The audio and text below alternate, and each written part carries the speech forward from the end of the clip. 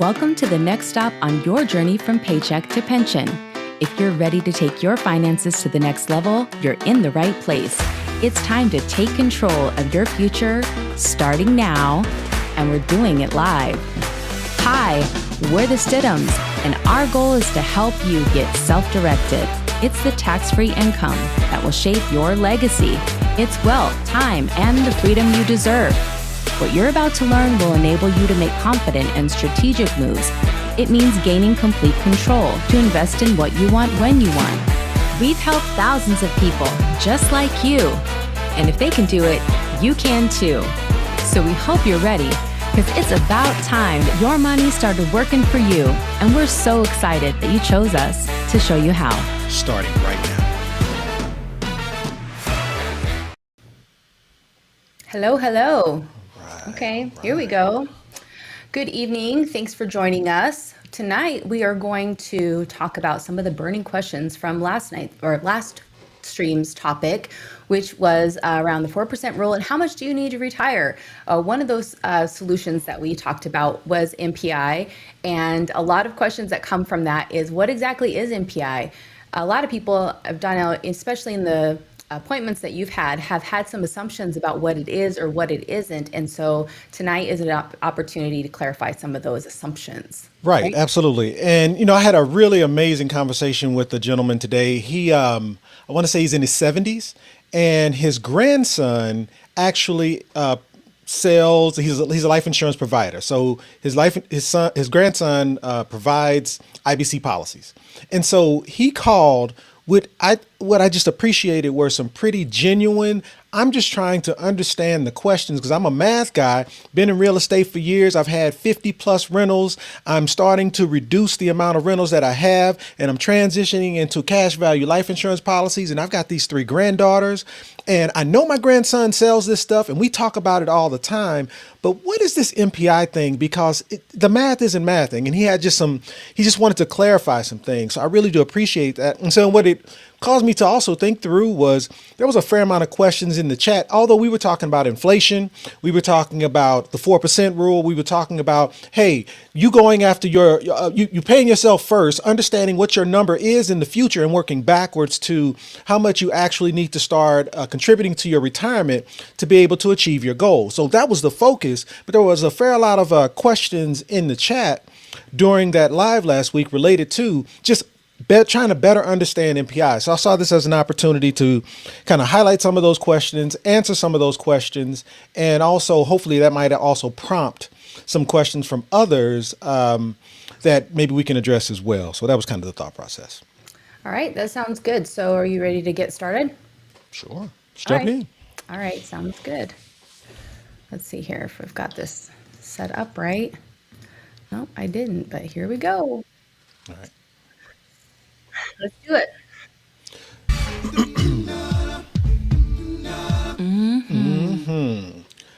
Whoa, what is that? So there's a couple things that I wanted to do, and I really don't have an order to how I go about it. But the first thing I wanted to do, there was just some specific questions that were asked during last week's live, specifically related to inflation. And a couple of the questions were related to the calculators that we walk through, that we use to be able to identify where some of the opportunities are within identifying what your I guess your freedom number would be as it relates to producing your retirement. And one of the questions was around, hey, the Vanguard calculator and the MPI calculator, and is inflation accounted for? And what I had shared during that live was, I'm pretty confident inflation is included in the Vanguard calculator. I just couldn't remember where I saw it. And so I spent some time this week just getting my ducks in a row on where I actually saw that. So I wanted to answer that. As it relates to the MPI calculator as well, there were some questions about inflation. Oh, I'm sorry, not inflation. Does the MPI calculator account for inflation? And that I know for a fact is no, but where does it say that? And so I wanted to kind of just answer that, because these are questions that you don't need me to answer. They are already there. It's just a matter of where are they. And so I just wanted to highlight where those answers to those questions are.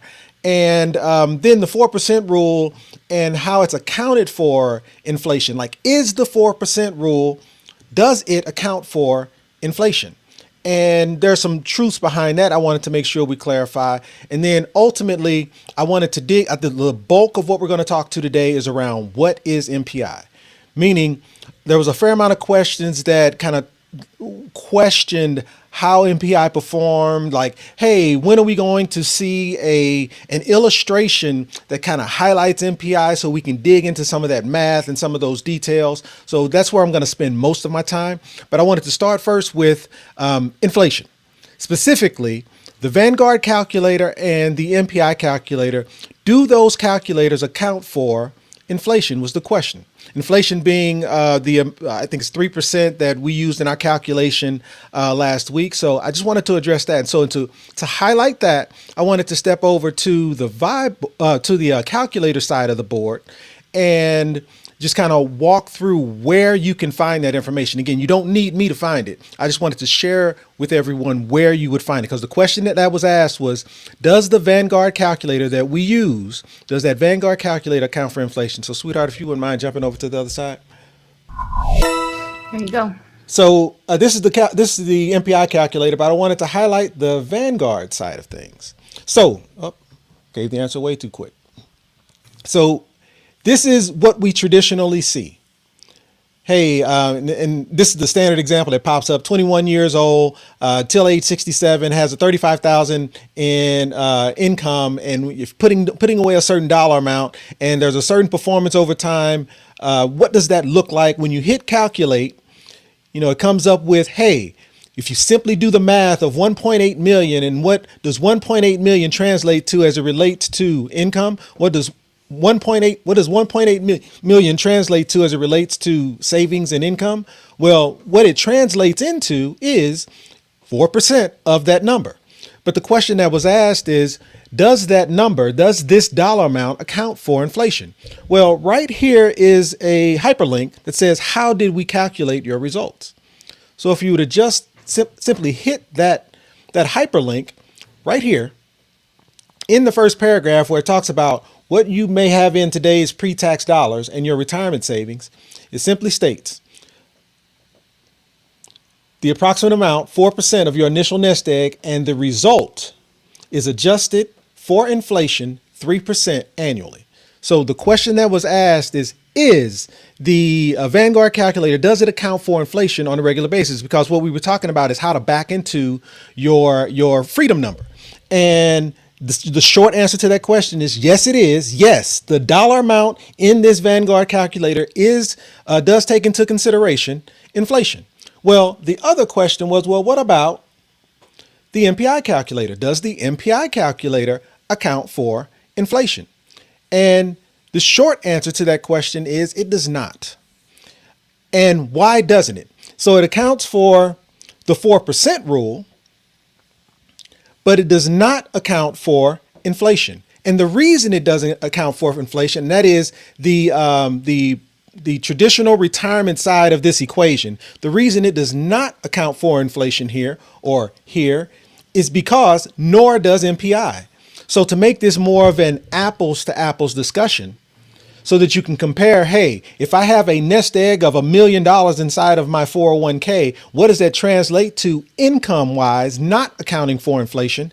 And if I have that same $1 million sitting in MPI, what does that look like from a income perspective year over year over year? And let's compare these apples to apples comparison, not one being adjusted for inflation and one is not. Let's compare them at their base and see what that looks like. Well, that's me telling you that the MPI calculator does not account for inflation. However, if you come over here, this is all sitting at compoundinterest.com. And if you were to go to what is MPI, and there's a frequently asked questions, meaning you do not have to get this answer. You don't have to believe me.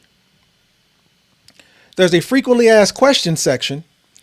That covers a fair amount of items that are traditionally asked as it relates to MPI, because people believe MPI is new when in fact it's not.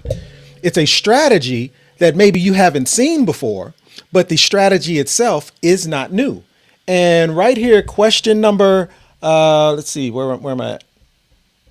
Oh, question number 6. Does the MPI calculator adjust for inflation? So you don't have to believe me. And I don't know if the sound will play because my objective isn't to play a video here, but my point is you don't have to believe me. The MPI calculator adjusts for inflation. The MPI calculator does not adjust for inflation, as it just calculates for compound interest. In order to achieve the I'll leave it right there. I just wanted to share that the MPI calculator does not account for inflation, which I've been saying. And that's Curtis Ray himself, the guy that invented this thing. And so MPI does not account for inflation. The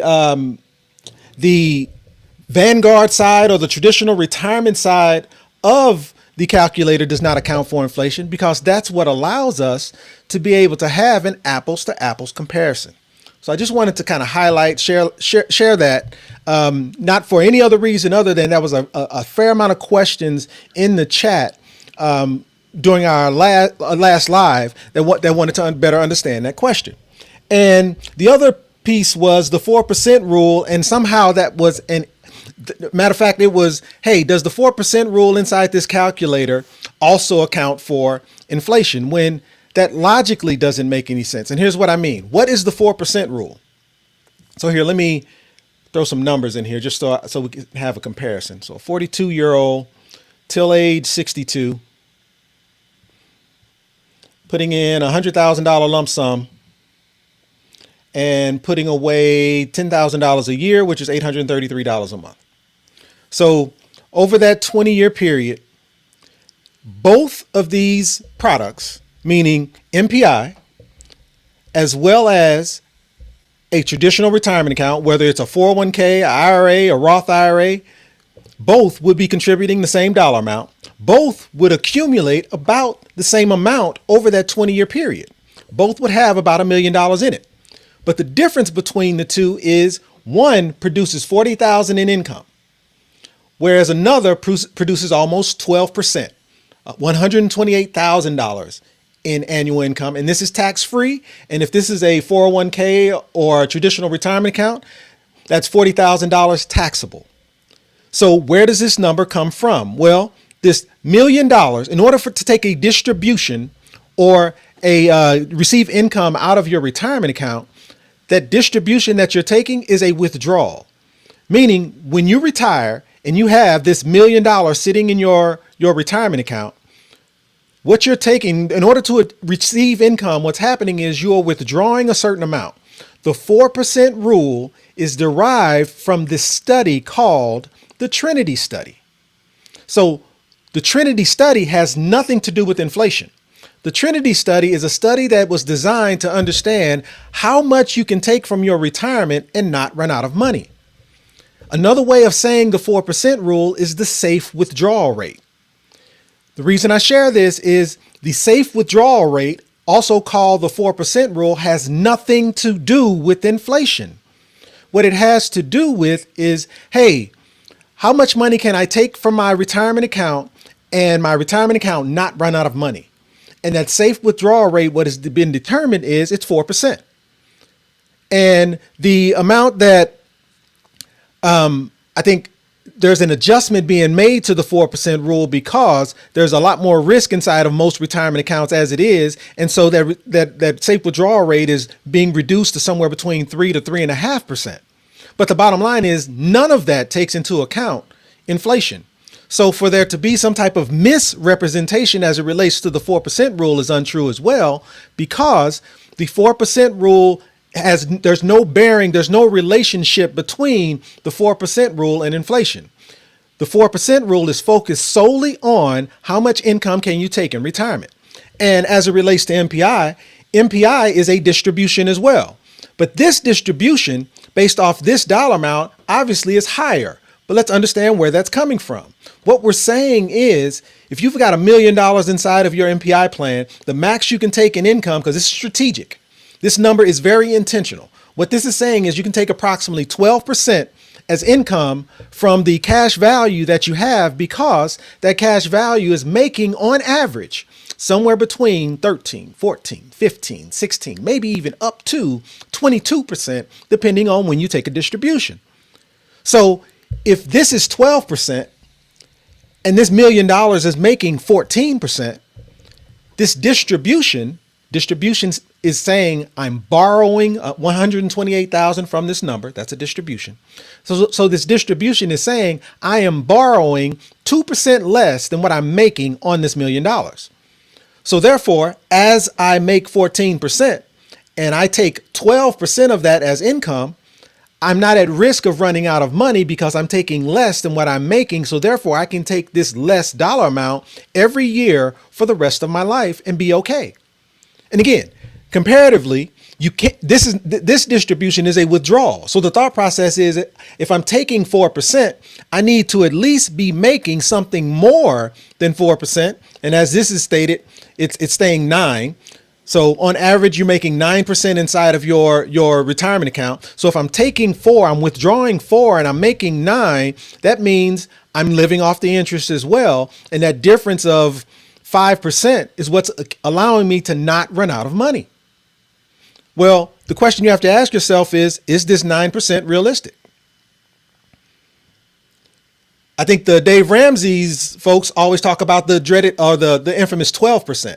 I've never seen it. But what if it was 10%? What if it was 1.1 million that you had in total? It's still less. It's still only $47,000 a year. So to kind of just put that to bed. Again, my point was inflation. Inflation and the 4% rule do not speak. They have nothing to do with each other. The 4% rule is about the safe withdrawal rate. What is the safe amount that you can withdraw from your retirement and not run out of money? Based off the Trinity study that was done, sweetheart, I think it was 1998, if I'm not mistaken. I don't really remember the year, but I believe it was 1998. So hopefully like that put 1994. 1994. Yeah. Okay, thank you. So if you slide back over to the other side real quick. So now what I wanted to do was kind of just highlight what I've addressed thus far. Yes, ma'am. Real quick. What I wanted, we have a question in the chat, and it's, I think, related to what the topic is, the title of this stream, and it's, is MPI an insurance product? Like, what is Love it. MPI? And so I think Love it. it's a great time to Yep. address that. Yeah. I agree. Thank you for that. And it's almost like we're playing volleyball because, Bruce, that was a setup because that was exactly where I was headed. But so before I get there, though, real quick, one moment.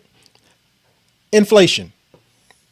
As it relates to Vanguard and MPI, addressed. The 4% rule and whether or not the 4% rule accounts for inflation, addressed. One of the questions that was asked was a detailed policy. Hey, Donnell, when are you going to show a detailed illustration of MPI so that we can see the math and understand how the math works? And what that screams, and I go back to this conversation that I had with this gentleman in his late 70s who has MPI or infinite banking policies. His grandson creates infinite banking policies, and he needed some clarity around like, what is this MPI? And so I wanted to take a little bit of time today and kind of highlight this question. What is MPI? And so let's start here. MPI. Oh, I think I have it already. Yep, it's sitting right here. So what is MPI? MPI is a life insurance product that is designed to produce income. So let's start there. You've never heard that sentence before. You've never seen a State Farm commercial where that dude dressed in red goes, hey, come over here to State Farm and let me show you how to produce retirement income. You've never heard that. But MPI is intentionally designed. It's a life insurance-based product intentionally designed to produce income. But let's peel that layer back a little bit. What specifically do I mean? Well, if you were to raise the hood and see what makes the car run, what you would see is a max funded, option B, IUL with leverage. Up, I guess I can bring that up a little bit. Again, what is MPI? MPI is a max funded, MAX, max funded, option B, B as in boy, IUL, Index Universal Life Insurance Policy, with leverage. You've never seen that before.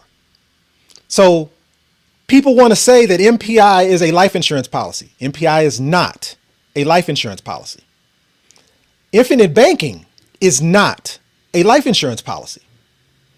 Infinite banking is done with a whole life policy. It's a whole life policy that is specifically structured, specifically designed for you to be your own bank. You cannot go to a mutual life insurance company and buy an infinite banking policy. You can't. Matter of fact, there are mutual life insurance companies that have in the fine print, do not reference us as an infinite banking concept policy, because that is not what this is. Nor can you go to a life insurance company and get a maximum premium indexing policy, because MPI is not a policy. MPI is a strategy applied to an index universal life insurance policy. And that index universal life insurance policy has to be structured a certain way. It has to be max funded. What does that mean? To be max funded. What that means is we're purchasing the least amount of life insurance legally possible. Why should anyone care who's buying a life insurance policy? Why should anyone care whether the policy is max funded or not? Well, think about it. If the goal is to build wealth, if the goal is to build income, should you buy more life insurance to build that income or less life insurance to build that income? Or to frame it a different way, being max funded is saying we're purchasing the least amount of life insurance legally possible, because the less life insurance you buy, the less expense to you. The less expense to you, the more money you now have in your pocket to be able to put towards producing income. Meaning if we reduce the expenses inside of this life insurance policy, it can grow more efficiently. Because the goal is income, meaning the goal is in the future, I want to be able to receive income from this product. You have not met one life insurance person who sells infinite banking policies who has designed the policy such that it can produce income. The goal for infinite banking is something different. So it's not an apples to apples discussion. So MPI is not a life insurance policy. MPI is a strategy, and that strategy is applied to an IUL and starts with being max funded. The next step is option B. What does option B mean? Well, some people call it option 2. So option B, option 2. But regardless whether it's option B or option 2, that implies that there's another option before that, option 1 or option A. And these are not terms that I created. This is not a Donnell term. This is not a self-directed term. This is a life insurance term. This is a life insurance. People who provide life insurance, this is how they speak. So what is option A compared to option B? Option A says this, high level example. You're putting away $500 a month towards your life insurance policy.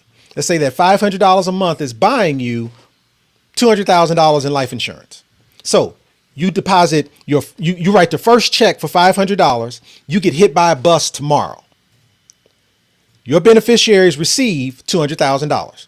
That's everywhere you buy life insurance. That's the standard process, right? Well, in an option A policy, as you put away $500 a month, that's $6,000 a year. You've had this policy now 10 years. That's $60,000. You've had this policy now 20 years. That's $120,000.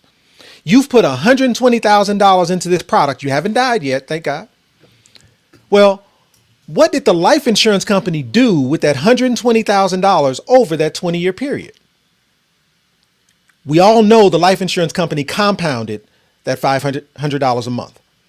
And they more than likely turned that $120,000 into more like $500,000. And then God forbid, 20 years from now, you get hit by that bus. And your beneficiaries still only receive $200,000. So you've put in 120, they've made $500,000, and then the life insurance company turns around and gives your family $200,000. An option A policy says, regardless of how much you've put into this policy, the death benefit is one number and it stays the same. In this case, the death benefit is $200,000. So whether you put $120,000 or $500,000 into this policy doesn't matter. When you pass away, your beneficiary is going to receive $200,000. That is an option A policy. Well, MPI is designed for option B, option 2. What does that mean? Well, using the same example, as you're putting away $500 a month, that $500 a month, that's $6,000 a year, a certain portion of that is going towards cash value.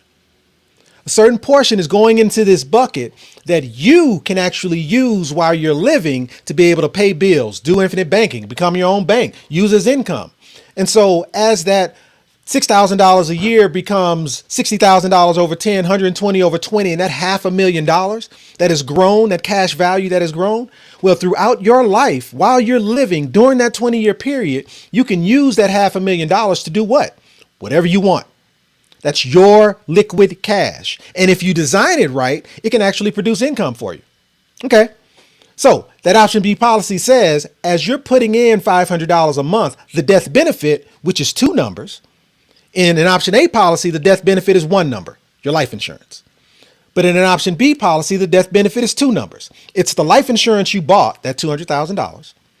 And every time you put in $6,000 a year, the cash value increases. And as that cash value increases, so does the death benefit, because the death benefit includes the $200,000 you bought plus your cash value. And so in 20 years, if you didn't pass away and you've got $500,000 in life insurance, and then you pass away at the 20-year mark, your beneficiaries receive what? They receive the life insurance that you originally purchased plus the cash value that you never used.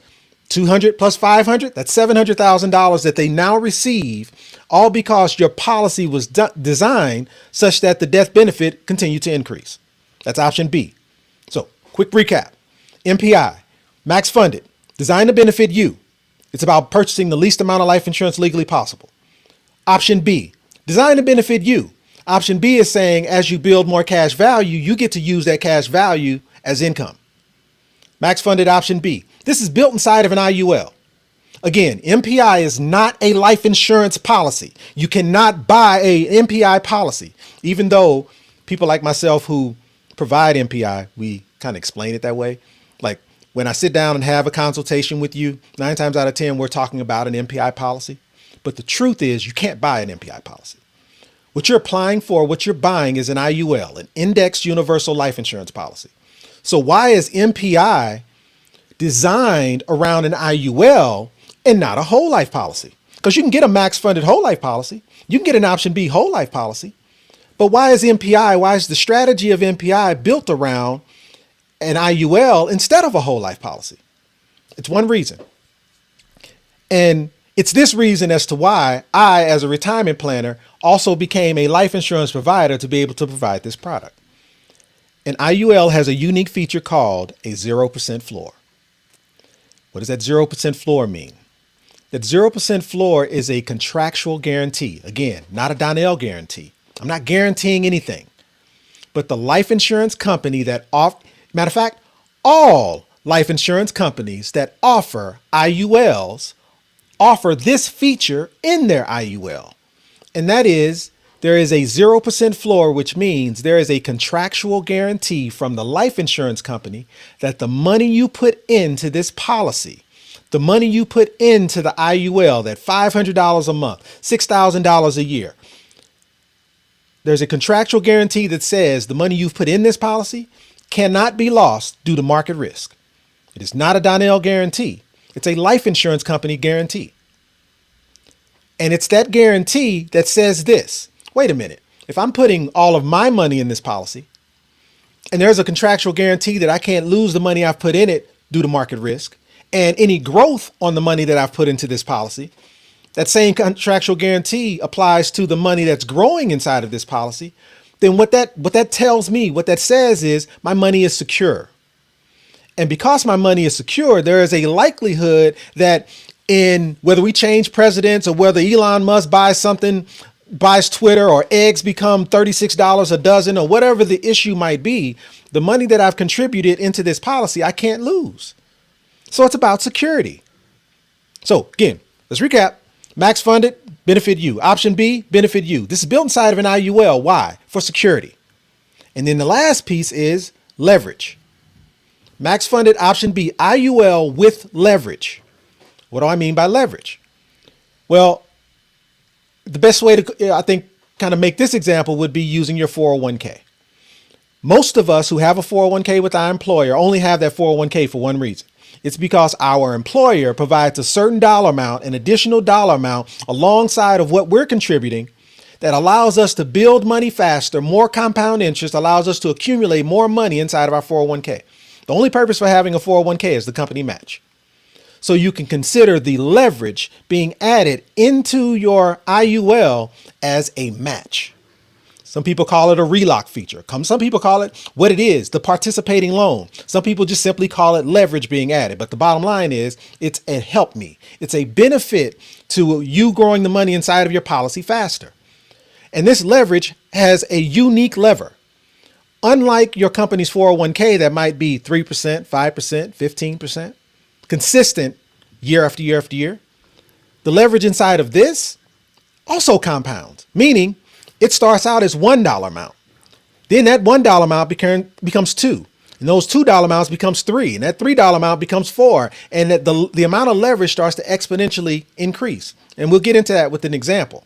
But the moral of the story is that leverage added to the money that you're putting inside of your policy, all going into that general fund with that 0% floor, means what? That leverage is also secure. Meaning there's a contractual guarantee that the leverage that you're gaining from the life insurance company to be able to add to your policy and grow it even more, there's a contractual guarantee that it cannot be lost due to market risk, which makes that money secure. And at my age, being 50 years old, I do not have time for market recovery. So I'm not here to say MPI is the best thing out there as it relates to producing income. But with a max funded option B IUL with leverage, benefiting me, security, to me, there are very few vehicles out there that provide those features. So sweetheart, if you jump back over to the Vibe board, those features are what add up to wealth. So if you look at the wealth equation, and again, this isn't a Donnell equation, this is how you calculate wealth. These variables say the first step is to pay yourself first. What vehicles do you know of that allows you to generate wealth? What vehicles do you know allow you to pay yourself first? Well, most of them. Savings account, high yield savings account, HSA, 401k, most of them. Starting today, most of them also allow you to start as soon as possible. The secure part though. How many of them are secure? How many of them have zero to no market risk? Not many. Your 401k is impacted by the market. So there are some that do, some that don't. A properly designed SCIA, a secure compound interest account, a properly designed MPI strategy applied to an IUL allows you to reduce that risk. So it's secure. How about which ones compound your money? Majority of them. Majority of them, if it's a savings account, a regular savings account making you 0.06%, it's building compound interest, meaning you leave your money in there long enough, it will make money for you. It just so happens that the rate of that compounding or the compound cycle inside of your savings account isn't that fast. So even though it is compounding, it's just not compounding very well. But most vehicles, 401ks, savings accounts, real estate, all incur compound or allow you to produce compound interest. But that last piece, the X, helping your money exponentially grow, meaning compounding your money such that 2 becomes 4 and then 4 becomes 8 and 8 becomes 16, 16 becomes 32, meaning doubling your money quickly. That exponent helping your money exponentially grow. How does that happen? Well, that happens through leverage. That happens really through using OPM, other people's money. What vehicles do you know allow you to use other people's money to build wealth? Not all of them. Real estate, most people become a millionaire through real estate, most. And so real estate is a large arena where you can use other people's money to grow your money faster. But guess what? You can also do that in a secure compound interest account like MPI. Again, which is not a life insurance policy. It's a strategy applied to an IUL. And that use of other people's money allows your money to compound faster. So as it relates to that, that is how you generate wealth. So I wanted to jump into an example. And this And the reason I want to jump into this example is to address this question. It was just highlight it real quick. It was, hey, when are you going to cover a detailed policy as it relates to MPI? Hopefully what we've learned over this monologue that I've been kind of talking through is this. MPI is not a life insurance policy. MPI is a strategy. And so because MPI is a strategy, I can't share with you an MPI illustration, but I can share with you an IUL illustration. And every example that I've ever done as it relates to how money grows inside of MPI have all been derived from that IUL illustration. I'm not making these numbers up. So if you've been following us, you've seen this example before. This example is of a gentleman putting away a $100,000 lump sum one time and putting away $10,000 a year every year until he decides not to. And again, MPI is a strategy applied to an IUL. So what I want to first do is walk through how just a basic IUL grows, which again, I am reusing the same example that I've done in the past. The reason I'm doing that is to share with you the question around, hey, Donnell, when are you going to walk through an MPI policy? There's no such thing. But when am I going to walk through an IUL policy and how that money grows as it relates to MPI? I've done it many times. So I'm recycling this one just to make it clear that this is something we've always done. There's nothing to hide here. So again, setting the stage. I'm putting in a $100,000 lump sum. And if I'm not mistaken, this gentleman is 50 years old. So I'm putting a $100,000 lump sum in, $10,000 every year after that, $833 a month. So a one-time lump sum plus $10,000 every year. Well, how does this grow inside of this policy? These numbers are not numbers that I just happen to calculate. These are numbers straight from the illustration, and I'll prove it. But I just want to first start with, I put in $110,000. My MEC limit in this policy is $110,000. So again, this is just a standard IUL. Nothing special. It's max funded, option B. Max funded, purchasing the least amount of life insurance. Option B, as the cash value grows, the death benefit grows. So the MEC limit is 110. In year one, I put in 110, but notice I only have 50,000 of cash value. Again, cash value. So I've put in 110,000. I only have 50,000 in cash value. If there was anyone on this live who builds IBC policies, here's where you get to jump into the comments and go, oh, I can beat that. I can build, you give me $110,000 inside of a whole life policy. I guarantee you would have 90% of your cash value available to you to go do infinite banking. MPI is not about infinite banking. MPI is about income. And so in this case, those who provide whole life policies are right. In year one, the best that I've seen, a MPI strategy designed, the best that I've seen has been for you to have access to right around 50%, maybe 60%, but I'd say 50% being the best. Access to the cash value based off the dollar amount you've put in. So you've put in 110,000. If you wanted to go do infinite banking, you'd have about $50,000 accessible to you to use. In year two, you would have added an additional 10,000. So you've put in a total of 120. And of that 120, inside of most, if not all, properly designed IULs for MPI, that cash value would have then at least increased to 64,000. So you put in 120,000 total. You've got about 64,000 of cash value available. Again, about half. This is a basic IUL. IULs are not special. Those who create IBC policies using whole life can beat this all day long. Year three, put in an additional 30,000. So that's a total of 130. I've got 79 available. Again, this is a properly designed IUL. This is one of the best structures you could possibly have. and you still only have, out of the 130, $79,000. It's not special. And notice, your MEC limit is 110. It has nothing to do with your cash value, by the way. The MEC limit has to do with what you're contributing. So we are nowhere near the MEC limit in what we're contributing into our IUL. But that is a basic performance of how an IUL works. So your question might be, well, that's my handwriting. How does that look if I was to do or pull up an actual illustration? Okay, so I did. So let's slide over here.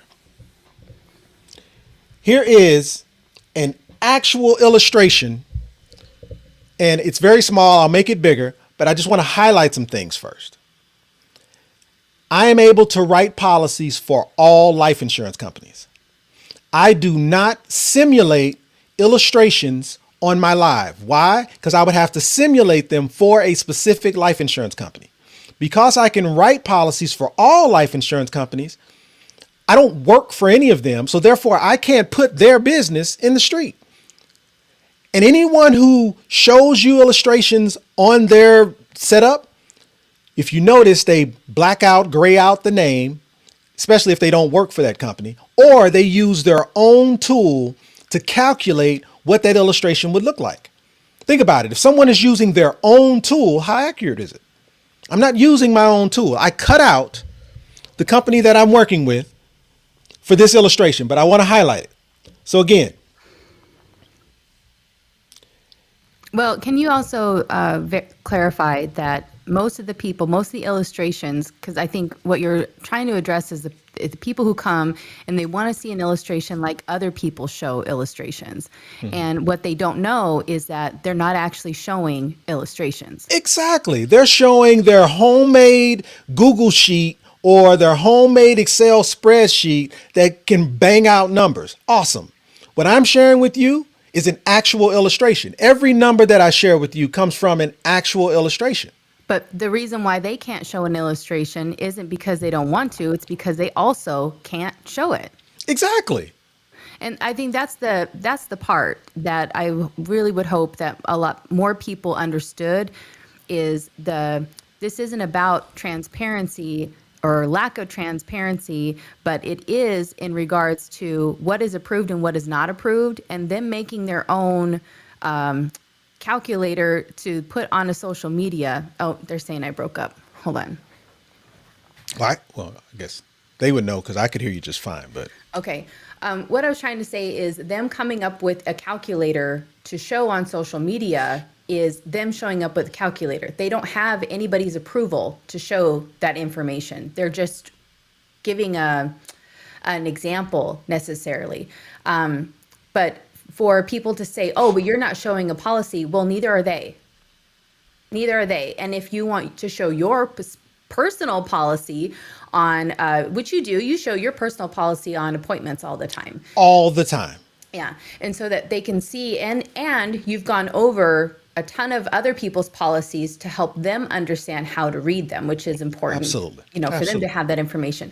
But when you are saying this is an actual policy versus they don't know the difference of what they're seeing versus these other, so even if they're shorts or reels or TikToks, and they're seeing some of these illustrations that people are showing them saying, hey, and by year 20, by year 15, this is what it is. And what are they actually looking at?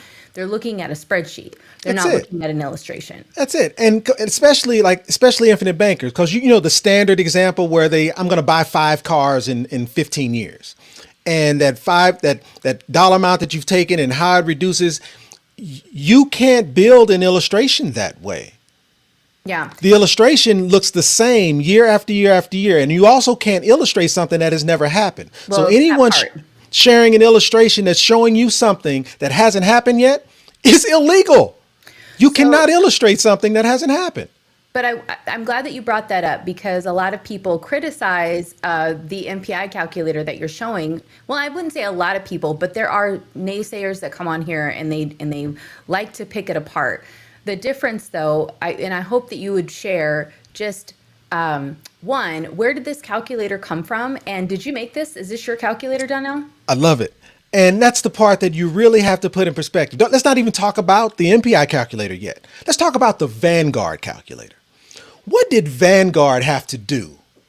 And again, none of us know, but what do you think Vanguard had to do to get that calculator approved so that the masses could use that calculator to assess whether or not retirement was in their future?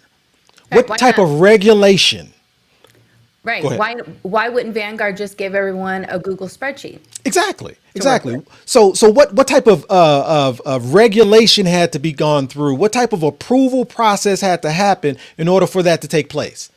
And now take that same perspective and look at this MPI calculator. What did Curtis and team have to go through to be able to allow a calculator like this, along with a side-by-side comparison of what happens inside of traditional retirement planning? Like, was it just done in someone's garage or on someone's Excel spreadsheet to be able to, like, are you kidding me? Right. Right. Do you Right. know how much litigation they would have to go through because they are setting a precedent here? Right. And so why would I use anything other than what Vanguard has put in place or what Curtis and team has already put in place for you to be able to identify what this math looks like? Why would I do anything different? And you've got to consider that Fidelity has their own calculator. Chucky Schwab, Rick called him Chucky Schwab. Charles Schwab, they have their own calculator. These have to exist because we have to be able to forecast and we have to be able to see what the impact would be, right? What would be the point if you couldn't have some idea of what it is that you could expect? Now, the difference is what you can expect in a 401k, putting your money in the stock market, I feel like is saying that they're giving you results that haven't happened yet because they have no idea what the market is going to do. They can only give you this average, right? However, most people, 98% of people, will trust these calculators and these websites or these systems and how they calculate at their casino recovery system, essentially, is what this is. And they will trust that because they've been around for a long time. But just because something's been around for a long time does not necessarily mean that it's working. There have been millions of Americans who have adopted into these systems because they were supposedly working for the majority of people and they were so popular. And because they were popular, they were trusted. And I understand where that comes from. Hands down. Am I frozen? I Excuse me, not understand. anymore. I understand where that comes from. But what we talked about on our last stream was how many Americans are unretiring, how many people were forced into retirement, and the percentages of people who were forced in, and they didn't get to choose to stop trading their time for money. They didn't get to choose, and how many people are learning how much they will have in retirement at that point. And it's the equations necessarily aren't in forecasting how much you'll have in that account. The equations aren't in how much you can draw off of that account. What we were talking about was understanding the vehicles that you are putting your trust in and you are putting your time into, because that's Right. more powerful sometimes than even your dollar is. It's understanding how powerful it is to be able to understand how the math is being done so that you will know, not guess, not play F around and find out, and then you get to learn at that point that you don't have enough, because by then you can't make up time. You can't Right. do that. But for some of these people are just mad out here that the systems that they have spent decades in a career, that people are just now learning that they're not as important as society made them out to be. Financial advisors aren't to be trusted. If you need financial help, probably the last person you need to go to is someone who didn't even have to get a degree to handle the money that you had to get a degree to make. And these are the problems that we've been having for a very long time, and just now they're being exposed, and that is why people are upset right now. Because we can learn to do this on our own. We can become educated and we can start self-directing our future. We can take control. And because we're taking control, we are understanding what those factors are that are influencing our outcomes as well. And so that's what I hope everyone gets from this. It's one, it's not in having to defend anything, because there's all those different ways to 10, right? We showed that on a couple of streams ago. It's understanding why you're making the decisions that you're making. We have a gentleman inside of our Facebook group, and he has been doing his absolute best. I feel he's doing his absolute best in educating himself. And not only is he educating himself, he is almost in the thick of a new layer of hell, of education hell. Which, wouldn't you agree? Kelvin is his name, and he is Rabbit hole hunter. man. If he ain't a part of my tribe, right? And he has to not only battle what he's trying to learn on his own to be able to achieve his goals, but then every time he gets to a solution or gets to information, there's somebody else along the way who goes, but did you think of this? But what about this? And he's like, well, wait a second. Then he has to go and prove if that's true or untrue or how true it is without having any basis of Right. that industry. Talk about, like, could he just get a degree on his own because he did all this research? No. Is he going to be certified at the end of this because of all this research? No. Is he going to make sure that he makes the best decisions for his future because of this research? If you're asking me, you're damn right. The only thing that can influence this is how and why you're making the decision. If the decision is made from an educated place, then cool. If you tire out and you just go with, I just believed this person because they said, and I didn't go educate myself so that I felt like I was making an educated decision. That's the only thing that I think can influence this. But I think people like him, and we have more people like that inside of our group who are wanting to educate themselves. There's not a single person that could come around the corner with a different agenda and try to tell them different, because they know. They've done the math. Yeah, they've done the math. Right. Yeah. So my original point was about the illustration and why you don't see one, and understanding why you don't see one, because it's that type of opinions that get thrown into the mix where people go, oh yeah, but he didn't show an illustration, and it makes it seem like you're trying to hide something, when the truth is you can't show an illustration, and neither can anybody else. They're just making it seem like they are, which makes it then seem like you aren't. And if they were really honest, then we'd all be working to help everybody have access to better vehicles so that we can all retire, because this is a freaking problem. This isn't us against them, and it shouldn't be. And that's the part that bothers me, is that coming on here to debunk things that we're saying, like, let's join in a conversation and let's join in a discussion. But I think there's far too many people who jump on videos or streams or whatnot, and they just want to be right, even if they're dead ass wrong. And that's just, I'll get off that, but that's. But you have to throw in there the oatmeal. What you're doing versus, okay, well, go ahead if you want to. So, getting self-directed. What we are sharing with you are strategies that we do, are actions that we're taking. And I've talked about the order of how, because they all work together and they all have an order. And it was this order that we use to put ourselves in this position. And what we're doing is we're sharing with you what that order looked like and how it worked for us. You can disagree with it. You cannot like it. You can want to challenge it. But what you cannot do is tell me that what I'm doing is not working. You can't, because I have the data. I have the proof to show you that it's working. So please challenge, ask questions. Let's learn, because this is our 10. There are many ways to get to 10. This is not the only way to get to 10. But what you cannot challenge is what we're doing isn't working. Well, your oatmeal theory is, the oatmeal theory is, if you tell people that they need to eat oatmeal every single day, then there's going to be a ton of people telling you how you're giving unhealthy advice. Oatmeal shouldn't be eaten every day, and they will come just to debunk and just to push back. If you tell people I eat oatmeal every day, then they can't argue that. But unfortunately, in this situation, even though we're saying we eat oatmeal every day, this is how we do it. This is how we start the day.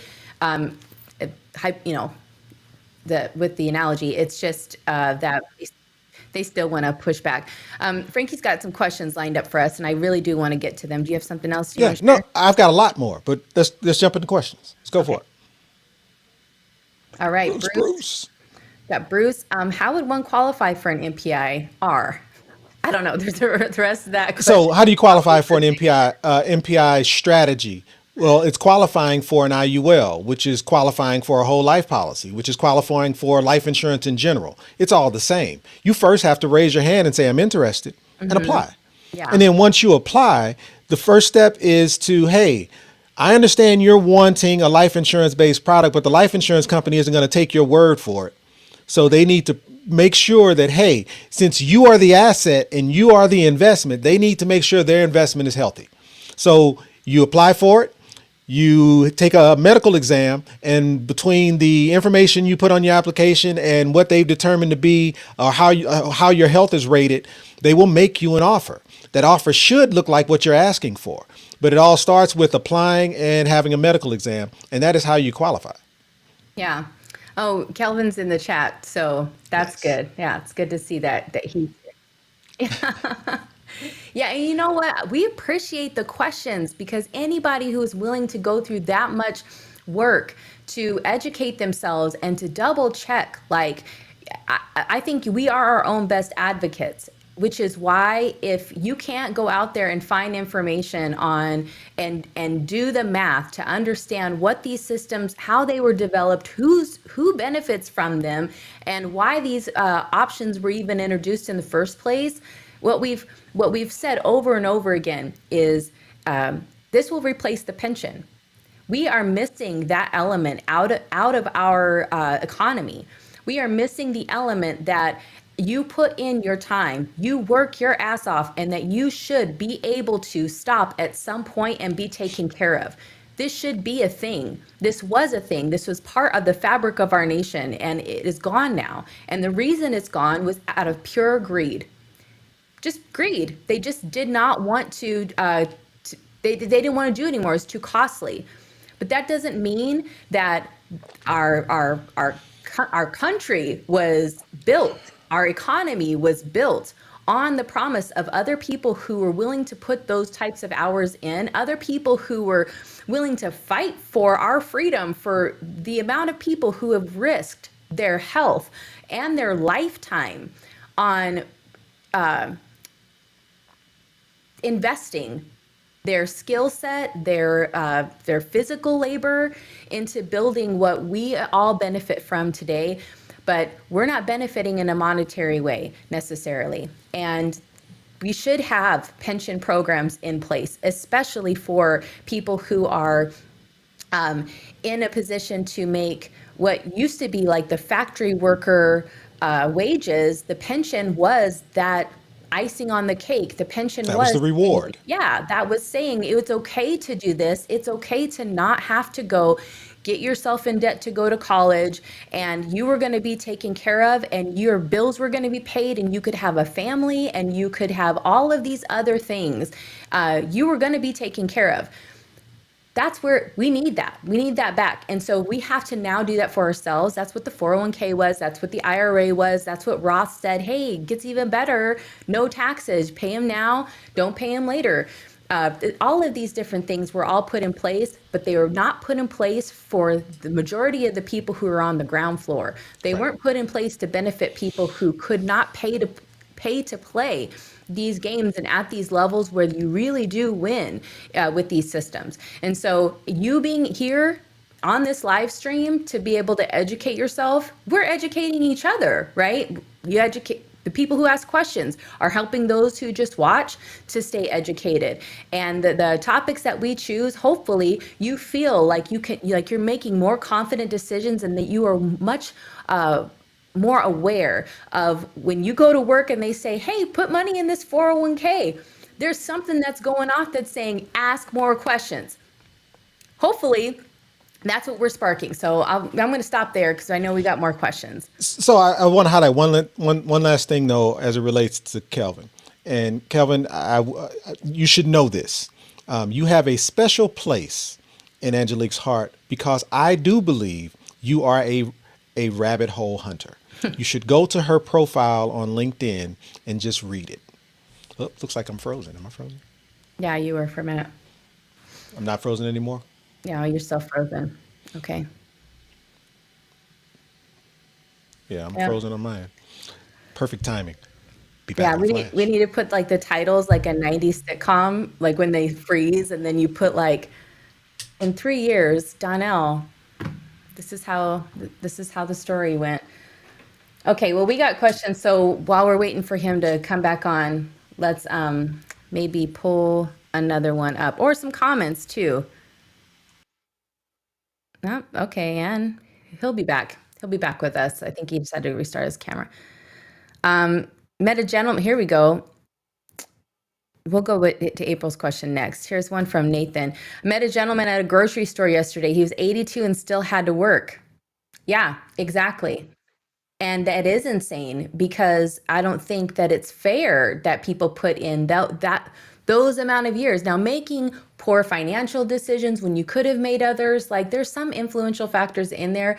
But I think for the majority of us, we're out here trying to do our best. And anybody in the who are maybe 60 and above, the contributions that they have put in alone, we have to believe that they were just trying their best with the systems that they had in place. So I love to I love to know that being out here and talking about these topics that we can avoid you and me being 82 years old and still being forced to work. I hope that that is the gift that we give to for generations to come, not just you, but you're going to pass this on to your children, right? And then they pass it on to their children so we can start earlier. And I feel like there are families who have done this and done this effectively, but we look at them and we go, they're lucky. Are they though? Or are they just educated in a different way? Oh, you're back. I can't hear. There we go.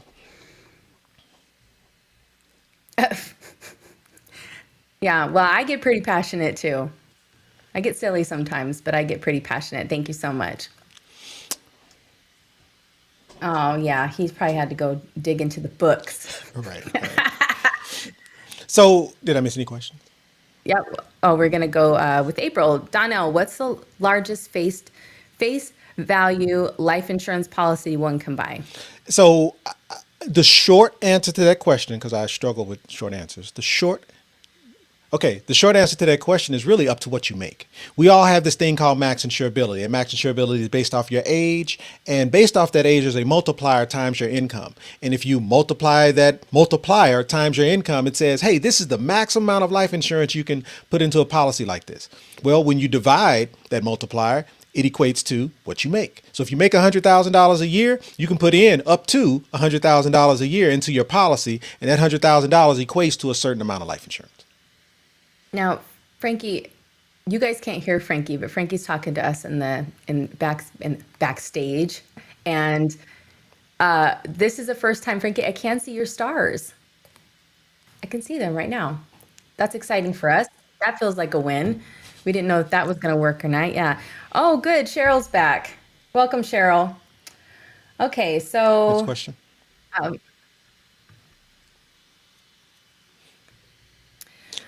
when you want to tap into your life insurance, is it best to cash out, sell, or take a loan? I want jumbo policies for 10 million each for each of the 5 decades I hope to live. Thoughts? So, not sure I know what a jumbo policy is. I'm assuming jumbo just meaning size, $10 million. That's pretty big. Right. So, when you tap into your life insurance, so here's the thing. If there's anyone that has ever offered you a cash value life insurance policy and they said, hey, you can withdraw money from your life insurance policy, you should run, because life insurance policies have tax benefits. One of those benefits is you can take tax-free distributions. And if you listen to the words I say, I'm very intentional. You will have never heard me say you can withdraw money from your life insurance policy. I always say a distribution. So what is that distribution? What do I mean by distribution? What I'm saying is you can borrow against your cash value and use it for whatever you want, because the tax benefit around what you've borrowed is you're borrowing that dollar amount at zero cost. Not zero cost. You're borrowing that dollar amount tax free. There's a cost to you. That's the cost of borrowing. There's an opportunity cost, meaning there's a 4, 5, 6, 7, 12, whatever that cost of that participating loan would be, whatever that interest rate is. But the bottom line is you're able to leverage that money tax-free, very similar to your 401k. If you aren't at retirement age and you want to leverage money inside of your 401k, how do you go about it? You borrow against it. You borrow against that 401k and you're able to use that money for whatever you want, and that money is being used tax-free. This is no different. It's using leveraged money. So that would be how you would go about doing it. Any other questions? Okay. All right. She said April has one more that leads into somebody else's question. We got to find a way to add your volume, your audio here. Yeah. So what's a MEC limit again? So as it relates to MEC, I think the easiest thing to do is to jump back into the example, because I'm going to kind of go over that as well. But high level, short answer, Okay. MEC stands for Modified Endowment Contract. But I'll explain in simple terms or in basic basic linguistics, what Okay. MEC means. So What do you want to go to the vibe board or the calculator? go to the vibe board. But if there aren't, if there's a few more questions that we want to address first, we can do that. But otherwise, yeah, we can go. Yeah.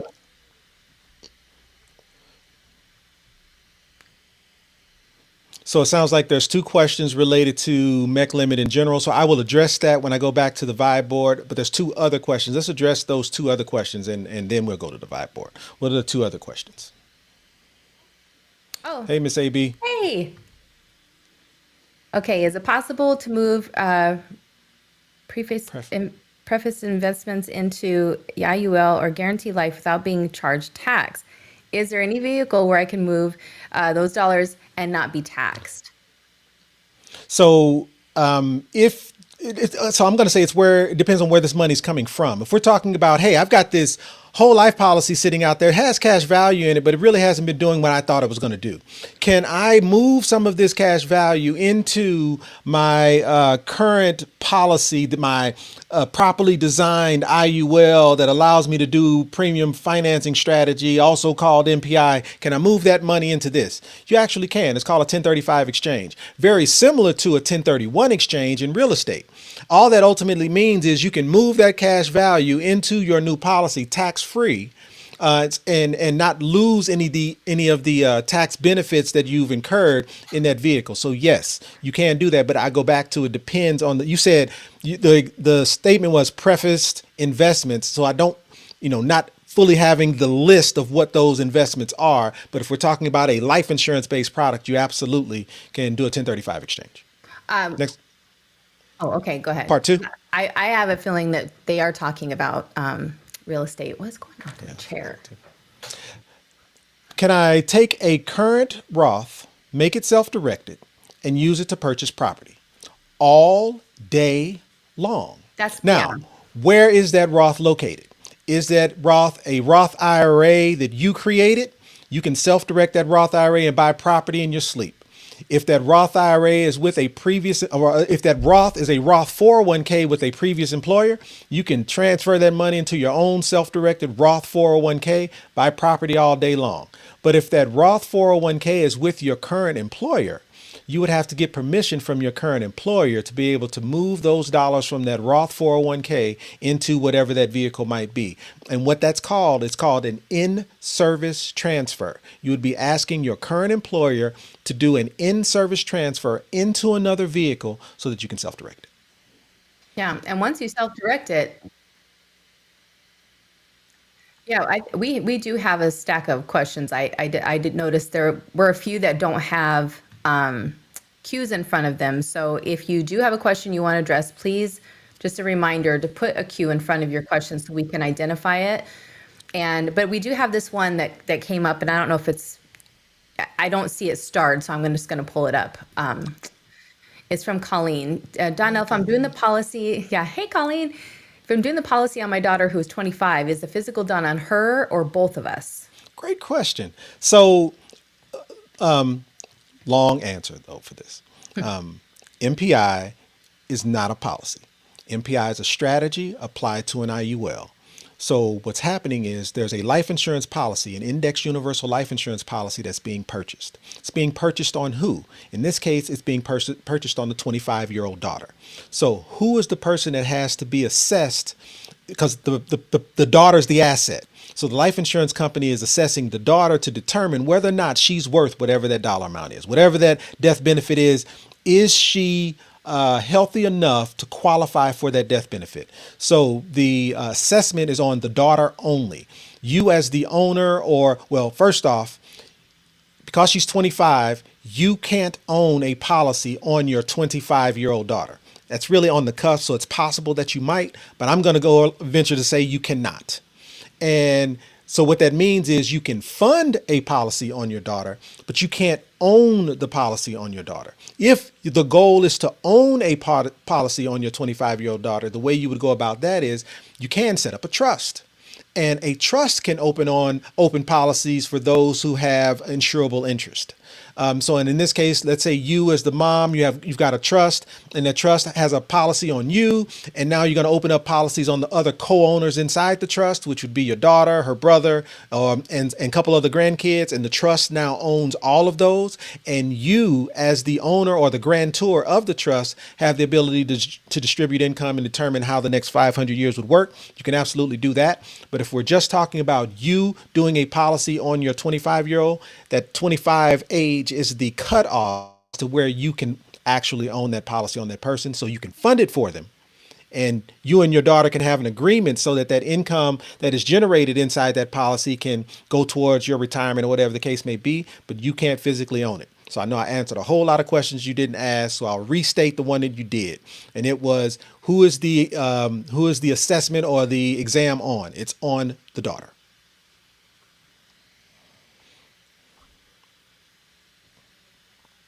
We could jump back into the vibe board. So We go ahead. have quite, if we could, Please do. and try to just get through them a little quicker if you can. Just because I know some of them take a while, but I just want to make sure that we get everyone's questions so that they know it's okay to ask questions, that we'll get to them. Okay. Okay. So next up here, I don't know where we are in the queue. Frankie, you want to go ahead? Okay. Skeena, is the MPI available internationally? No. Okay. Next. All right. It's not in New York either.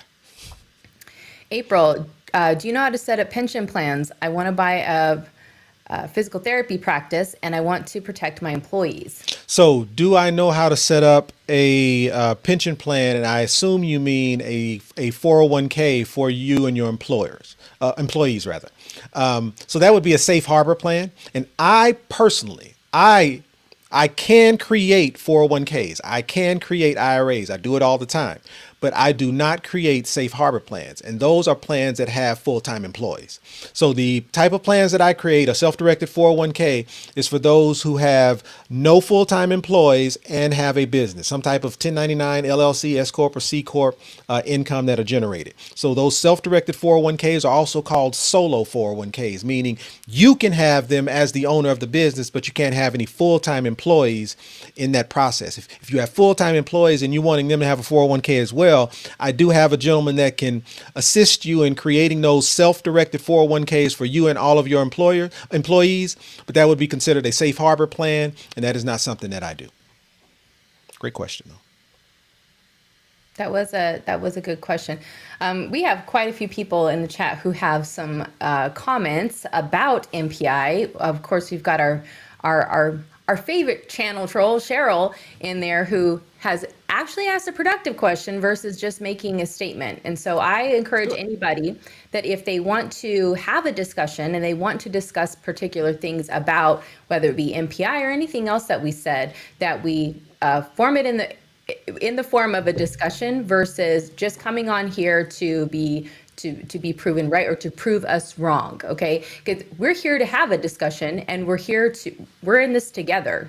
Cheryl, you're in here with us too. And so what I hope is that you would have a plan in place where you feel confident that you're going to have enough to retire in the event that you can't trade your time for money anymore, in the event that any of the vehicles that you have your money invested in aren't dependent on the market or dependent on whoever is president or whatever happens to any market, that it would impact your ability to have secure financial security, but necessarily making sure that you will be taken care of and that your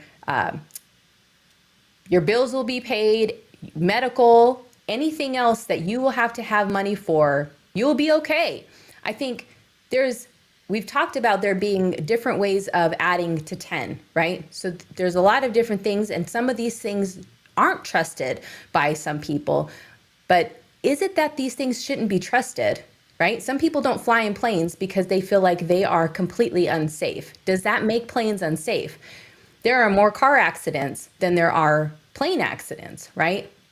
Daily. But there are some people who do believe that, and they simply will not get on an airplane. I think there are different ways to get places, and it's based off of your comfort level, not necessarily even your risk tolerance, because none of us really do have a tolerance, right? Or can risk our future. So that's all I will say about that, is that if you want to have a discussion, let's have a discussion. But to come on here just to be able to prove that something is wrong or something is bad necessarily, I think we have the opinion that there are things that should not be shared or should not be a part of the force. But that's not other people's opinion, and they still have the freedom to be able to choose those vehicles. We understand that. So we feel like leading with education would probably be the best way of doing that, and we are here for all of that. Okay, so yeah, cool. So let's address. Let's keep going with questions. I'm totally up for that. Rock and roll. Okay, cool. Does the illustration which illustration, Cheryl? The illustration project an interest rate on loan balance that's the guaranteed max rate, or can it be increased by the company? What happens to the projected numbers at higher interest rates? Yep. So specifically the strategy as it relates to MPI and how it's structured. Structure matters. It absolutely matters. And who you use, the life insurance company you work with, absolutely matters. And the way MPI allows you to be able to produce the maximum amount of income is you have to reduce expenses.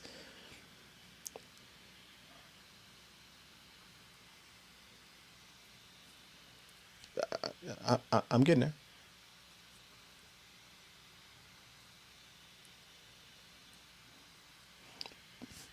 But the cool part is it's the same interest rate. I hope you were here for this part, Cheryl, that what the calculator is not an illustration. And that's what we were talking about earlier, is what is and what isn't an illustration, and what you probably think you're seeing on other people's TikToks or short form content when they're showing these illustrations. And I hope you were here for that part of the conversation, because that was a gem. You might want to rewind and then come back and join us, because we did go over that for sure. Okay, so moving on, keep with your answer. I just want to make sure that you're addressing the actual question that she's asking, because I think it's important to know what questions people are actually asking, because there's a lot of assumption loaded up in these questions. Yep. And so does the illustration or calculator project an interest rate on the loan balance that's the guaranteed max, or can it be increased? And the short answer to that question is yes, the interest rate can change. What is it today? And what has it been? The interest rate today is 4%. The interest rate inside of the IUL, the Index Universal Life Insurance Policy, again, MPI is not a life insurance policy. MPI is a strategy. That strategy is applied to a life insurance product. The life insurance product is an IUL with an A+ rated life insurance company that's been around for hundreds of years. So the way you keep costs down inside of an IUL, because IULs are mediocre, they are not great. There are whole life policies that can beat IULs all day long. So the way you keep costs down is you have to reduce the expenses. Where do the expenses come from? Well, the expense charge is one, but in addition to that, it's the cost of leveraging your money. That cost of leveraging your money today is 4%. That cost has a ceiling. There is inside the contract, inside the illustration, there is a ceiling on what that interest rate could possibly be. And today, that ceiling, could the ceiling change? I guess it could. But the ceiling inside of the product that we use, the ceiling is 6%. So it's currently 4%. The ceiling is 6%. And what is the interest rate based on? Well, it's based on prime, it's based on inflation, it's based on current performance of the economy, and so on and so forth. So as of today, that interest rate is 4%. There's very few people you will hear say this, but we would actually prefer interest rates to continue to rise. Because what does that mean? Well, if interest rates continue to rise, then 9 times out of 10, that means that loan rate that I'm referencing, that's 4%, will probably hit that ceiling. But if interest rates are continuing to rise, that also means that the interest rate that the ceiling today on the call option, which is currently 10%, that means that ceiling is also rising. And there is no limit on that ceiling rising. The ceiling today on the call option is 10%. So the ceiling on the call option is 10%. The cap on the loan rate is 4%. That means the spread, 10 on the call option, 4 on the loan option, that spread is 6%. But as interest rates increase, and let's say we move that loan rate up to 6%, well, let's move the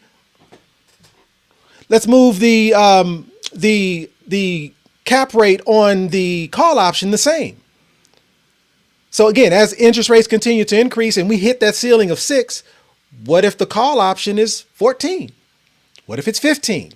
What that means is that spread gets larger, which means the opportunity to make more money inside of a product like this is even greater. So is there a max? Yes, there is a max. The cap is 6. What is it currently today? 4. Don't know what else to say about that.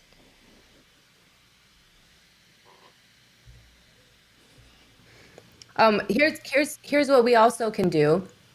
If you have a ton of questions and we don't have time to answer all of your questions, like one particular person, guess what you could do?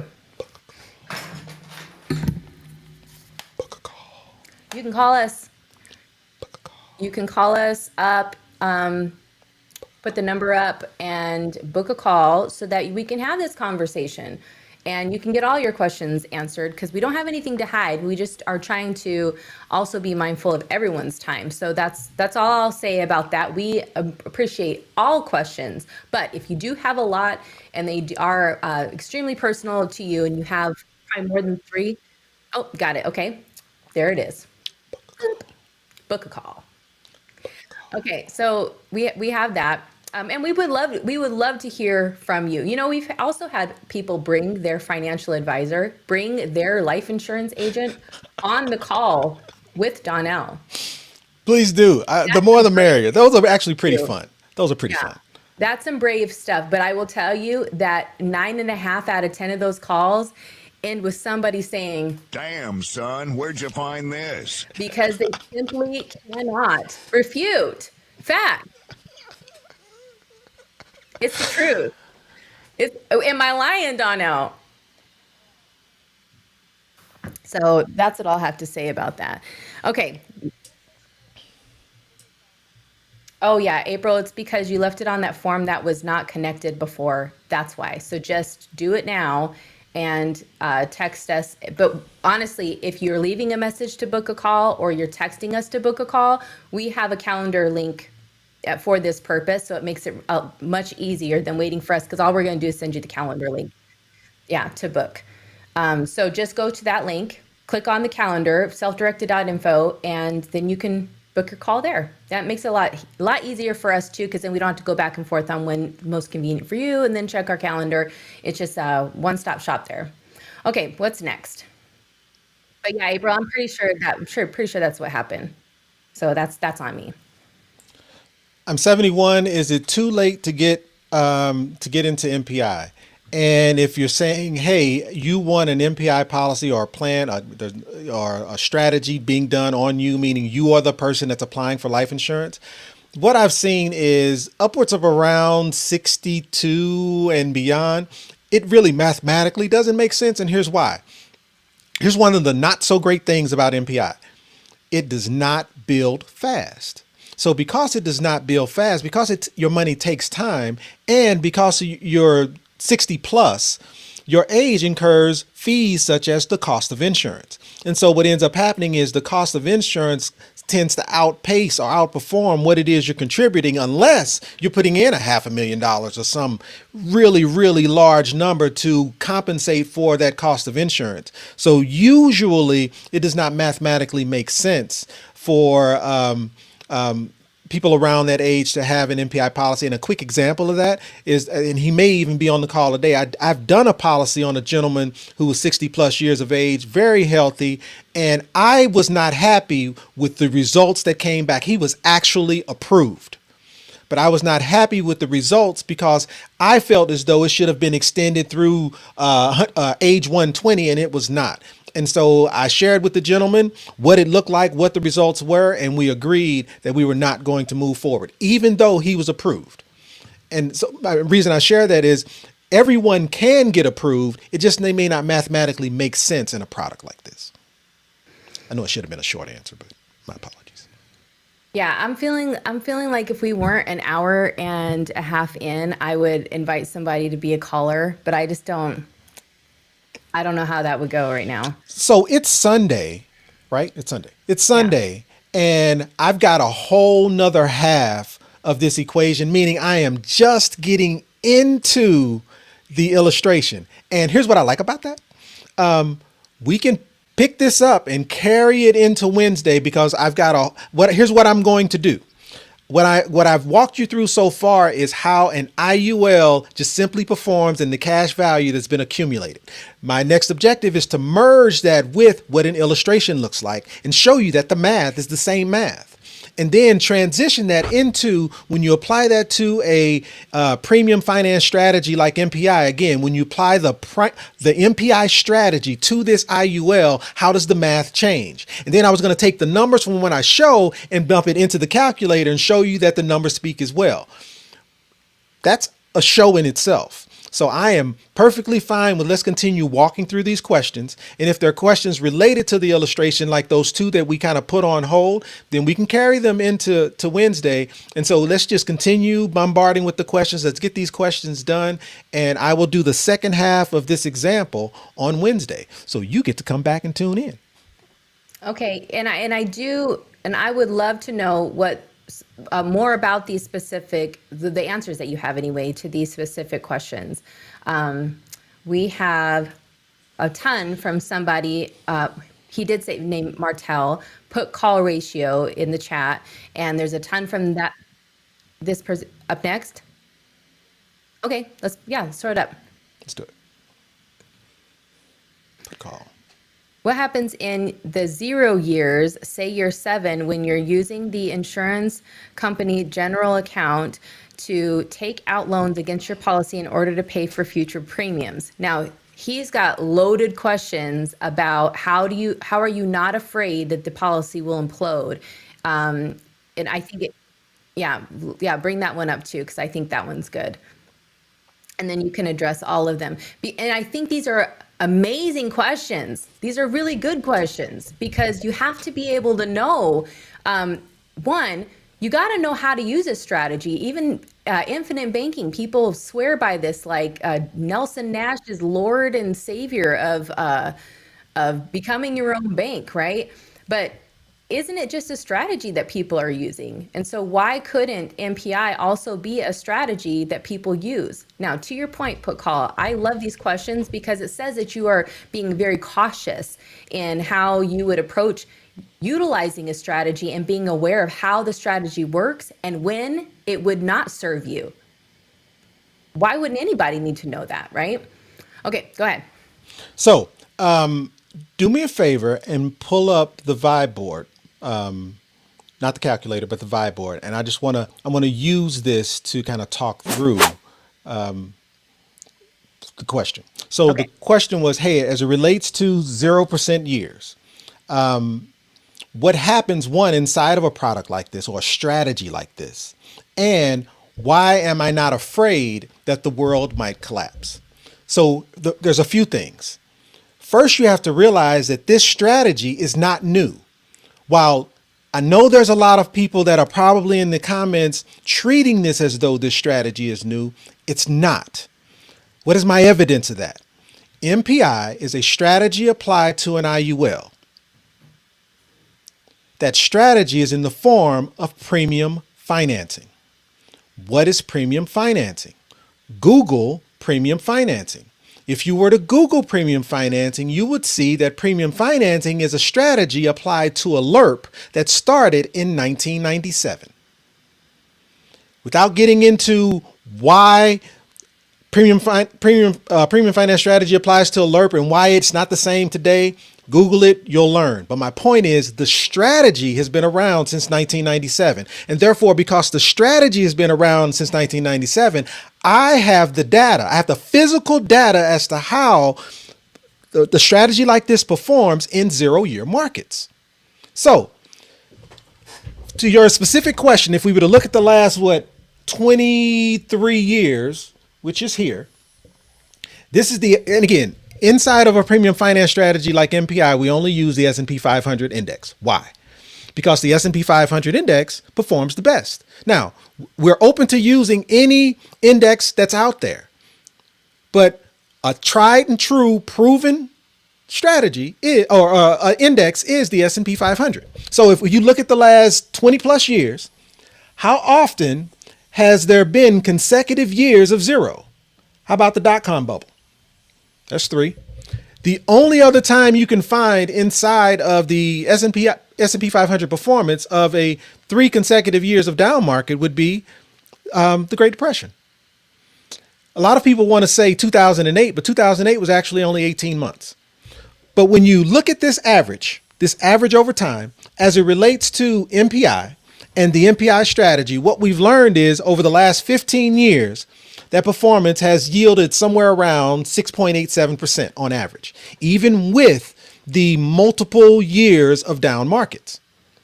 So even with performing great, not performing great, performing great, performing great, not performing great, not performing great, performing great, performing great, that average over time is about 6.87%.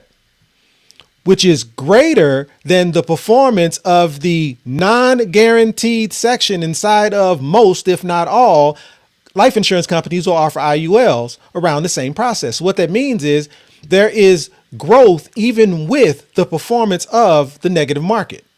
Now, but how does the negative market impact, or how does the negative market function inside of an MPI related strategy? For that, I have to give an example, and I do have it on a board, but I'm just going to use my hands and use words. You can come off the Vibe board if you want, and walk you through how a dollar is how a dollar functions inside of a premium finance strategy like MPI during a down market. So I have to set the stage. Let's say you have $10,000 of your money and you're borrowing $10,000 from the life insurance company inside this strategy. So again, you've got $10,000, you're borrowing $10,000. Both of those dollar amounts are sitting in the general fund. $10,000 of your money, $10,000 from the life insurance company, 10 plus 10, that's 20 grand sitting in the general fund. What makes this secure? Well, the general fund makes it secure. What that means is the 20,000 sitting in that bucket can't be lost due to market risk. So I don't have fear of losing the money in this bucket because there is a contractual guarantee, not a Donnell guarantee. There is a contractual guarantee from the life insurance company that the money in the bucket can't be lost. Now let's walk through the MPI or premium finance strategy, and we're entering a down market. So there's 10,000 of your money, 10,000 of the life insurance company's money in the bucket. Your $10,000 makes a gain somewhere between 3 and 7% is the gain that is made on the dollar amount inside the general fund. It's the same growth that happens inside of the general fund of a whole life policy that provides the guaranteed 4 or 5%. It's the same. This isn't different. It's the exact same. So your $10,000 inside the bucket makes on average 5%. 5% of $10,000 is $500. Your $10,000 that you borrowed from the life insurance company also makes the same 5%. 5% of the $10,000 that you borrowed is $500. So you got $500 of your money, $500 of the life insurance company's money. Now we're going to go take those $500 and go buy a call option. This happens to be a down market year. We elected a brand new president and the market crashed. So the $500 that was used to buy that call option, what happened? The market crashed. So therefore, the $500 that was used to buy the call option, we just lost. But what happened to the $10,000 of your money and the $10,000 that we borrowed from the life insurance company? What happened to those? Nothing. Because there's a contractual guarantee that nothing can happen to those. Okay. So we lost the $1,000 we spent on the call options. But here's the thing. The $10,000 we borrowed from the life insurance company does not care that the market didn't crash. The relationship, the agreement that we have with the life insurance company is this. We can borrow that $10,000, but we're borrowing it at a cost. And that cost is 4%. So let's do actual math. Someone owes the life insurance company 4% of $10,000. 4% of $10,000 is $400. Someone owes the life insurance company $400, and it's not me. So we've got 10,000 of my money in the bucket, 10,000 of the life insurance company's money in the bucket, and someone owes the life insurance company 4% because the market crashed, which means they didn't get their dividend payout. They didn't get the call option payout to pay back the opportunity cost. So how do we address that $400? Well, there are two things that are going to happen. And you, as the person who owns the policy, will never know these two things have taken place. Again, there's two things that are going to happen. But here's the first thing that's going to happen. Oh, I'm sorry. Here's the first thing that's not going to happen. Again, there's two things that are going to happen. You won't notice either one of them. But here's one thing that will not happen. You will not receive an invoice in your email or in your mail that says, hey, it sucks to be you, but you owe us, the life insurance company, $400. That is not going to happen. There's two things that occur. The first one is this. The life insurance company we partner with understands how compound interest works, meaning they understand it's a partnership. Your $400 sitting in the general fund plus the life insurance company's $400 in the general fund is designed to make money. It's making me money as the person who owns the policy, and it's making the life insurance company money as the person who allowed you to leverage the $10,000. So what the life insurance company is going to do is they're going to say, hey, we're going to defer all interest payments. So because the market crashed this year, we're going to defer that $400 until you die. So you are not responsible for that $400 right now. So that $10,000 of your money in the bucket and the $10,000 of the life insurance company's money is the same dollar amount in the bucket. And we're going to make a note that that $400 that you owe, if you were to pass away right now, and that $10,000 was buying $500,000 in life insurance, before your beneficiaries received $500,000 because you passed away in a down market, the life insurance company would say, hey, he still owes us $400 from this call option that didn't come through. And so therefore, we're going to deduct $400 from that $500,000, which means your beneficiaries receive $499,600. Yeah. Instead of $500,000. So debt paid. And that $10,000 that's sitting in the general fund that you borrowed, you don't owe that either because you never had it. So the $10,000 that was sitting in the general fund, they just take that back. So the life insurance company has been satisfied and your beneficiaries have received $499,600. That's the first thing that happens. So again, they're going to defer all interest payments till you die. The second thing that happens is this. The life insurance company has to keep track. So I won't go back. But if you remember that year that has, let's say, multiple down years, or it had a 3 consecutive years of positive performance, a down year, a year of positive performance, and another down year. The life insurance company has to keep track of how many individual years you owe interest on the amount that you're leveraging. Here's why that's important, and this is really important to receive. In 2015, when the market crashed, you owed $400 on that $10,000. But in 2016, when the market recovered, you didn't owe $400. And you added an additional year of leverage. And then in 2017, you added additional leverage, so you didn't owe $400. But in 2018, when the market crashed because of COVID, you now owe a new dollar amount. It's not $400. It's whatever the cumulative amount is that you've accrued at 2018. So it's a brand new dollar amount. So you owed interest in 2015, you owe a different dollar amount in 2018. And so the life insurance company has to have some type of way to keep track. How do they do that? Well, it's accounting. It's a ledger move. What does that mean? Again, there's 10,000 of your money, 10,000 of the life insurance company's money in this bucket. Someone owes the life insurance company side $400.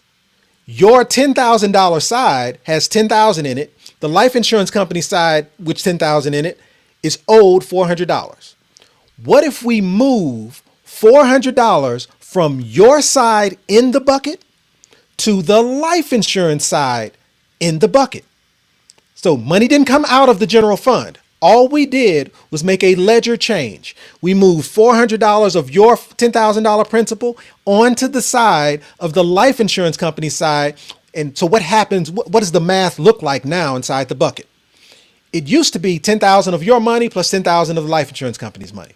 But now it's 9,600 of your money plus 10,400 of the life insurance company's money. But what's 9,600 plus 10,400? 9,600 plus 10,400 is still 20,000. The accumulated value that you're using to build income never changes. But we satisfied the loan. Why is that even important? Well, you have to understand what self-collateralization of a loan means. If we're borrowing $10,000 from the life insurance company and the cost to borrow is 4%, we don't owe the principal because the principal is sitting in the general fund. We never had it. So the principal has already been paid back because we don't physically have it. What we owe is the 4%. The minute we move $400 from our side of the bucket to the life insurance company side of the bucket, which turns at $10,000 to $10,400, we have just satisfied that loan. And because we have just satisfied that loan has now become self-collateralized. Why do I care if that loan has now become self-collateralized? Well, because that loan has become self-collateralized, that now means I get to borrow it again. So now, since I've set in the year that the market crashed, 10,000 of my money, 10,000 of life insurance company's money, I move $400 from my side of the bucket to the life insurance side of the bucket. Now there's 9,600 of my money plus 10,400 of the life insurance company's money. Now in the following year, I get to borrow another $10,000. Matter of fact, I get to borrow another $10,400, and I add that on top of the money inside the inside of the bucket. Go ahead.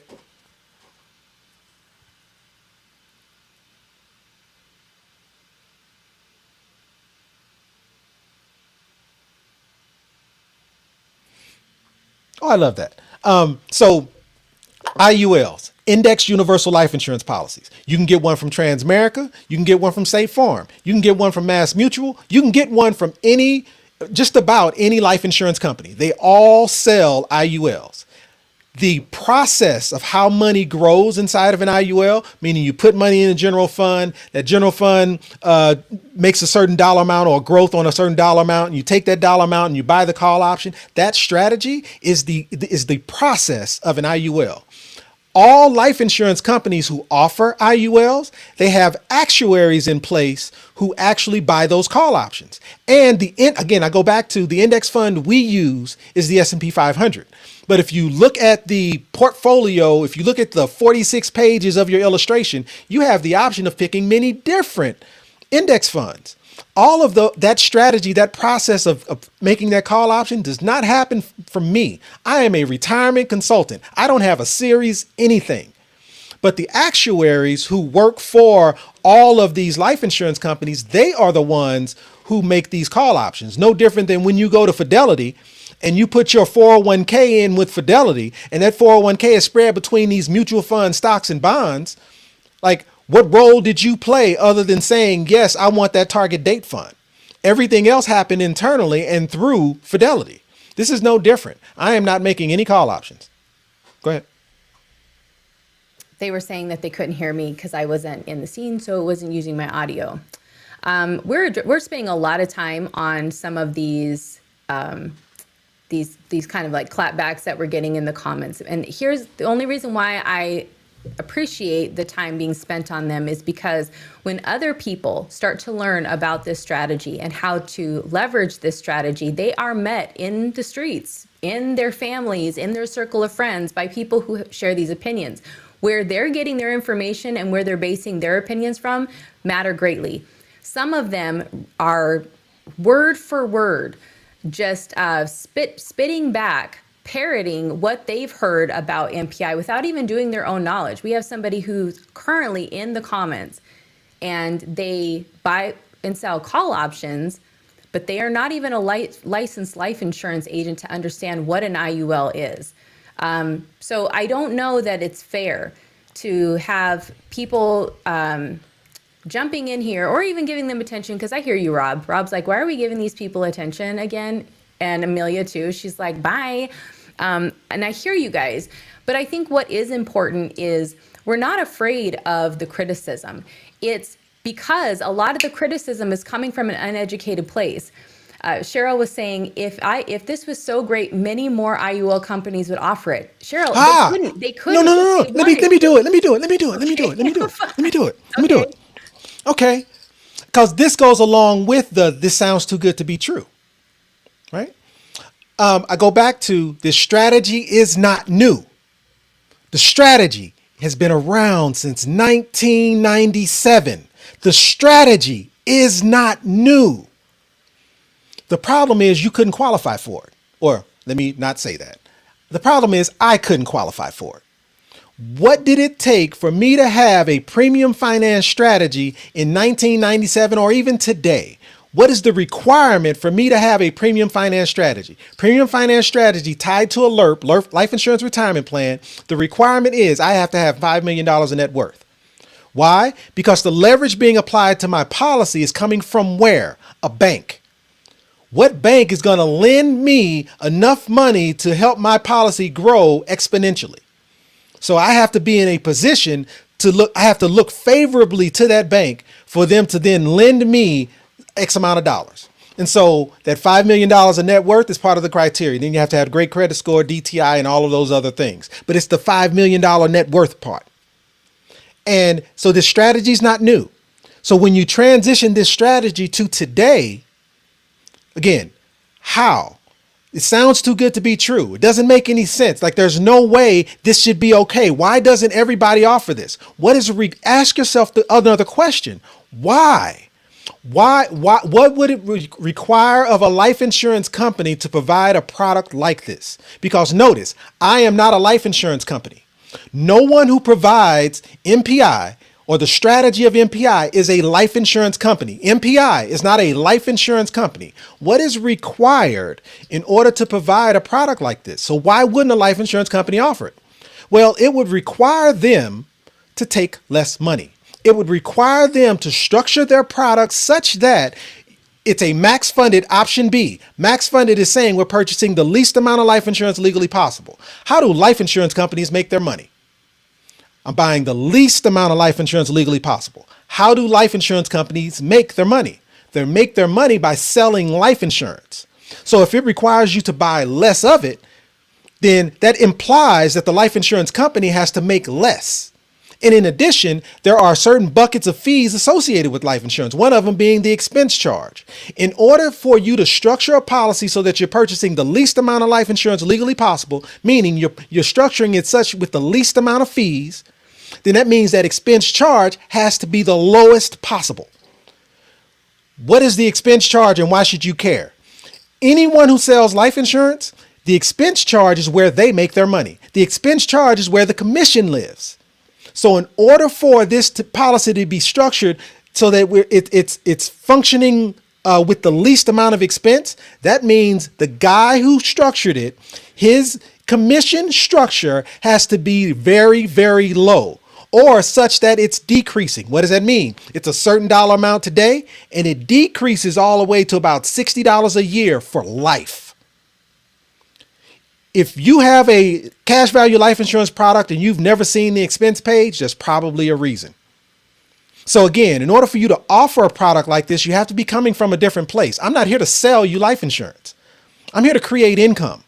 I don't care how much life insurance you buy. My goal is to put you in a position so that you can generate income. And in order for me to do that, that means I have to structure this such that you actually don't make a whole lot of money off of this. You can't. That's the only way it can be designed so that you can produce the income that you want. I appreciate questions. And the reason why I appreciate some of these questions is because there's an attention to assessing risk. And I think we all should be on high alert in assessing risk, especially with a lot of these vehicles. Like that is a significant point because there is a lot of risk out there. So for some people to be jumping in the chat or to be criticizing things here on our live stream, all they're doing is validating that there is a reason to be on high alert when it comes to risk. There's a reason, because all of the vehicles that currently exist have some level of risk associated with them. It doesn't matter what it is. That's just the truth. We do not have anything in place anymore unless you have a pension. That's really it. But that doesn't even guarantee that you're going to have enough based on inflation, right? So we have to be able to educate ourselves and understand how to leverage these. Here was the big kicker for me. I like the idea of, if this were more validated, then more companies would be offering this. They literally can't, because it's trademarked. That's number one. And the reason why you only hear this information coming from a particular person, Curtis Ray, you see him all over. And one of the reasons why we don't really talk about him, to be honest, is because there is a stigma associated with his delivery system for this. That doesn't make the product less Powerful. Exactly. But who we aren't that person. We're completely different. And we see a value in this product. And I think that if we were to constantly tie everything to a stigma, then we just wouldn't be getting very far in this world. Because if people are losing out because they simply didn't like a person, you don't want to do a whole strategy because you didn't like a person. There might have been people who didn't like Nelson Nash, but I tell you what, there are far more people who are in favor of what he came up with, that was in the 80s, by the way, today in 2023, than there ever have been since he wrote the book. Let that sink in. Roth, you are seeing Roth as if it's some trending brand new thing that just hit the market, but this has been out since the late 90s. 74 is where it started. It was adopted. Okay, yes. Adopted. When people could implement Roth as a part of their strategy, by walking in a place, right, or making a phone call, it was the late 90s. And in 2023, people are just now talking about it. And people are talking about it as if they know what they're talking about. Matter of fact, if you go on for the past 365 days of Rothicizing TikTok or Rothicizing Instagram, right? Because this big movement that was coming, it's hilarious almost, except for it's terrifying at the same time to see how many people were like, oh, hey, I got a Roth account. Oh, what does that mean? Well, I follow this person and they told me to put my money in a Roth account. Where'd you learn that? I learned from this person. That's why I follow them, right? But they never told you had to put your money somewhere. It doesn't just go in a Roth account. So then they had to learn, oh, these videos were performing, so I'm going to keep doing more of them, but I actually don't know what I'm talking about. So I got to do more videos now, and I got to tell them, hey, guess what? You can't just did you know you just couldn't put your money in a Roth account? It actually has to be assigned to an account. You have to actually use that money to invest in something. No way, I didn't know that. And now we're going into this performative. Now I'm educating you on how to use your Roth account because I just learned that this isn't what you're supposed to do. Sincerely, anybody can get out here and talk about this stuff. It doesn't make it true. So I appreciate the questions because it's assessing risk and we see so much of this happening. So to be honest, I'm not mad at the questions. I'm not mad at the criticism. I'm not mad at the microscope or the magnifying glass to be like, what the heck are you guys talking about? And is this real? Because we all should have been doing that for the last 3 decades. And then there wouldn't be 50% of retirees unretiring because there wasn't enough. We wouldn't have this problem, right? If we had more magnifying glasses, if we had more people who were, are you frozen? No. If we had more people who were paying attention to the fees that were being siphoned off of these accounts, there's so many things that are problematic. So to To the point about the chat and the criticism, I don't mind it because it is smart to assess risk and to understand that something, even if something could work really good, if you use it in the wrong way, it can either be a tool or it can be weaponized just the same against you if you Exactly. aren't being responsible and you are not educated. So I'm with that 100%. I got to I've, respect that part. I have two things.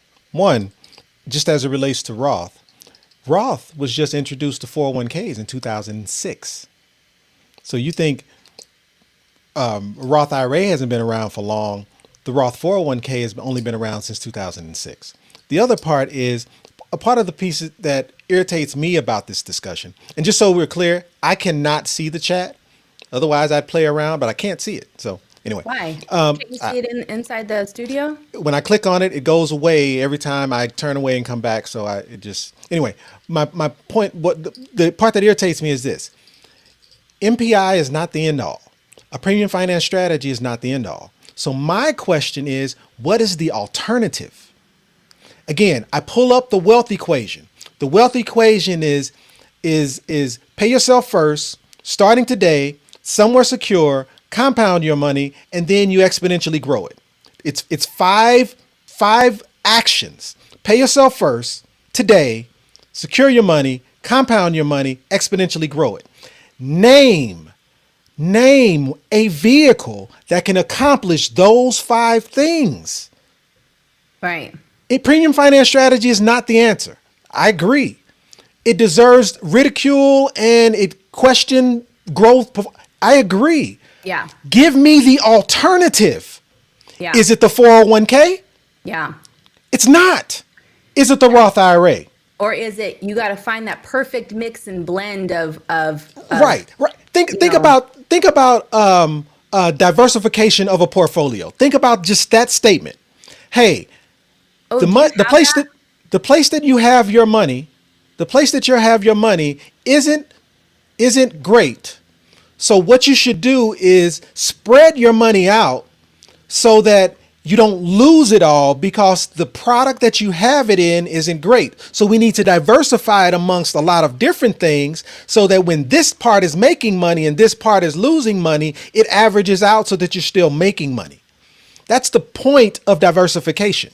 Oh, and What if there was a vehicle? Go ahead. And don't forget about the real estate market, which Oh, we get nobody there. gets to control. We'll get But there. you could lose half of your value, and still, how many houses would you have to have in order to have a significant retirement income? Like, let's do the math. When you're talking about diversification of a portfolio, why is that even a thing? It's a thing because of the word risk. Your traditional retirement account is subject to market risk, so therefore it goes up and it goes down. Real estate is a great market. Type of real estate matters, but there is still risk. You know anybody that participated in 2008? They'll tell you. So there are very few vehicles out there that allow you to eliminate and or reduce risk.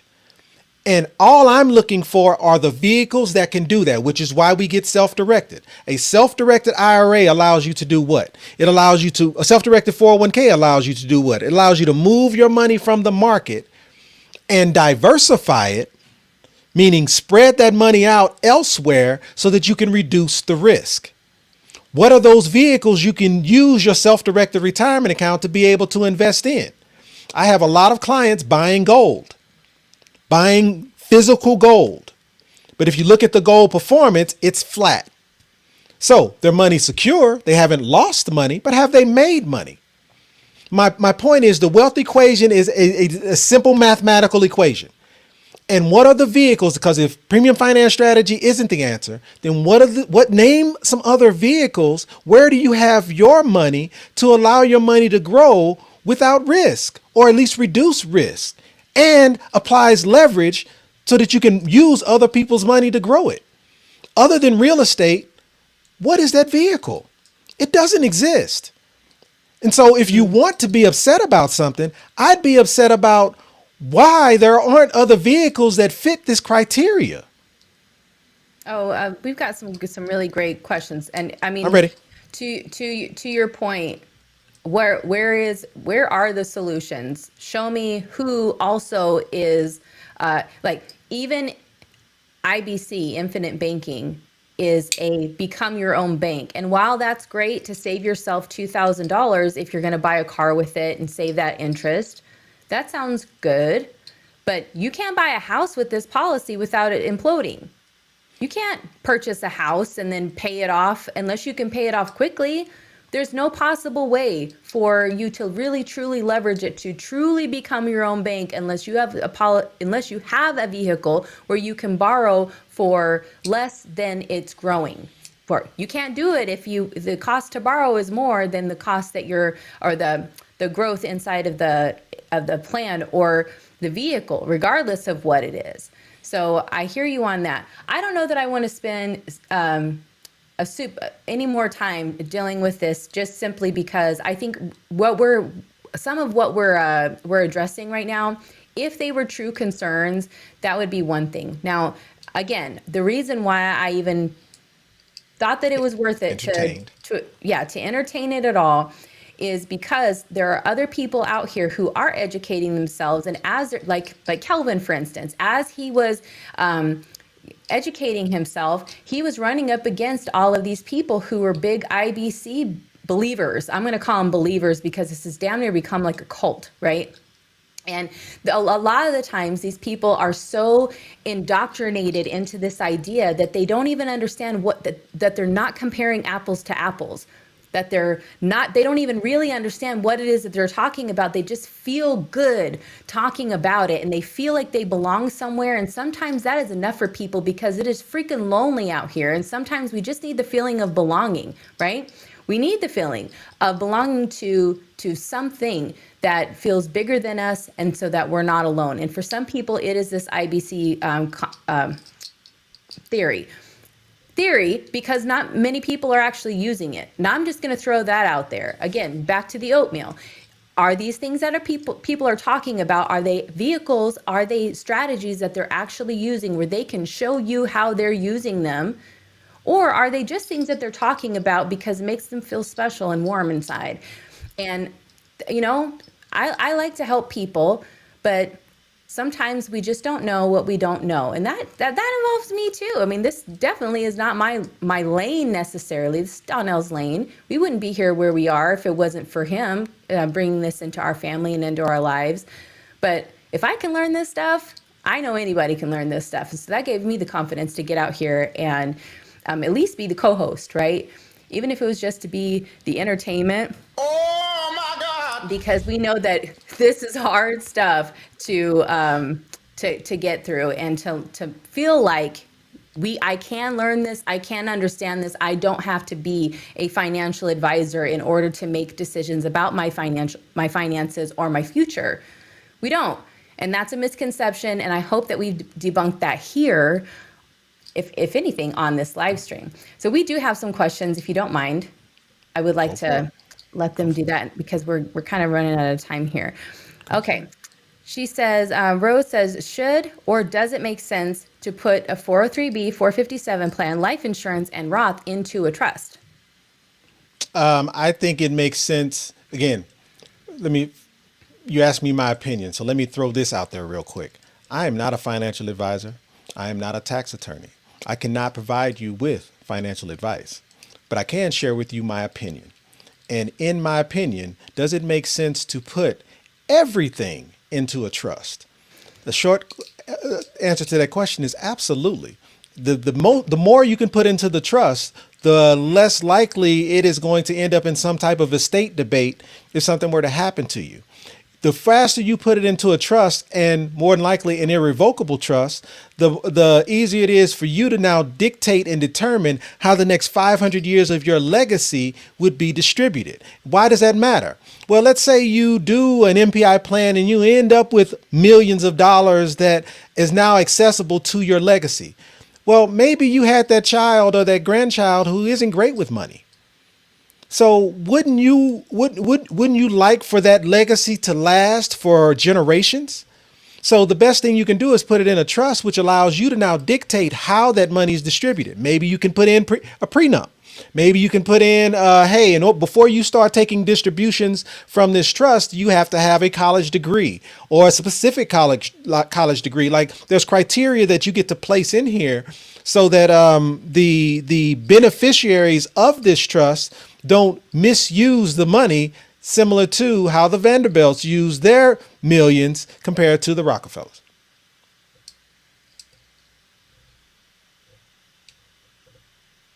Is what questions should I ask a life insurance broker when purchasing an IUL or guaranteed life? Love it. So this is not an IUL, specific to an IUL. This is any cash value life insurance policy that you're buying with the expectation that you have cash value growing so that you can use that cash value to do something else. Notice I did not put any labels. I didn't say specifically infinite banking. I didn't say specifically bank on yourself. I didn't say specifically retirement income. Any cash value life insurance policy that you're buying with an expectation that you're going to use that cash value to do anything should all start right here. And that is the first question you want to know is, when does my policy break even? If I'm putting in $500 a month, $500 a month is $6,000 a year. When I put in that $6,000 that first year, when I go over to the accumulation column, how much of that $6,000 is actually working for me? Is it 5,000? Is it 4,000? Is it 3,000? And then right next to that column is the surrender value column or the cash value column. How much of that cash value do I have available that I can go use to do infinite banking or use as income or leverage or do whatever I want to do? So the first question you ask is, when do you break even? Is it year one? 9 times out of 10, that's a no. Matter of fact, 10 times out of 10, that's a no. Is it year two? I've put in 12,000. Do I have 12,000 working for me? In a properly designed policy, in a good, properly designed policy, that it should be somewhere around years 5, 4, or 3. And I go in that order because 5 is a traditionally designed policy that is good. Year 5. Year 3 is excellent. Year 3 is amazing. Year 3 is very hard to get. Outside of that, anywhere from 7 down is a poor design. So the first question you ask is, when do I break even? Because if you don't break even by year 5, 9 times out of 10, your policy is being riddled with fees. You're buying more life insurance than you should. This is not a max funded policy. You're buying too much life insurance. And because you're buying too much life insurance, that means that there's more expenses in your policy. If there's more expenses in your policy, that means the guy selling it to you is making more money. So it starts with, when do I break even? Go ahead. Is next. Okay, Benjamin says. Hey, Ben. Yeah. He had a couple questions in regards to how to leverage this strategy. So what I like about his questions is he's actively thinking in the future to learn, how can I leverage this tool, which is super smart, because I think these lead to all of the questions. How this could work for you, or where the risks lie, are in how you understand how to leverage it, because that could get you in trouble. That's with anything, though. Anything. Yep. So I really appreciate when people ask questions like, how can I use this and how can I get educated on how to use it? Then once you understand, then you go, okay, this is how this makes sense. This is how what doesn't make sense, right? But he says, when does the relock feature kick in? Is it in the 25th month? Also, can you take the entire amount of the relock then? Yep. So when does the relock feature kick in? Mm-hmm. So the relationship that we have with the life insurance company, or the expectation that we have with the life insurance company, is this. If you've fully funded your policy in the first 2 years, starting year 3, so 25th month, I think is fairly accurate. Starting year 3, you're able to leverage all of the cash value from year 1, dollar for dollar. So all of the cash value is not just, all of the accumulation value. All of the accumulation value is not just dollar for dollar what you've put in. It's dollar for dollar what you've put in and what has grown in year 1. You're able to take all of that. So if you're doing $500 a month at $6,000 a year, it's not $6,000 not just $6,000 that you're able to pull into year 3. It's $6,000 plus whatever that $6,000 grew into. So that's something that you don't see in the calculator. That's something that you don't know unless you know. So first off, yes, the 25th month, but let's understand how you actually receive the relock feature. Depending on how your policy is structured, and on Wednesday I will cover this because it speaks to it very, very well in this example. Depending on how your policy is structured, how much money you've put in, at year 3, when you go to add the leverage, adding that leverage might push you over the MEC. What do I mean? Well, if you're putting in $6,000 a year, and at year 3, you're able to leverage 6,000 from year 1. That means because the leverage goes in as new principal, the leverage goes in as new premium into your policy. So if you've been putting $6,000 in every year, your MEC limit is probably $6,000.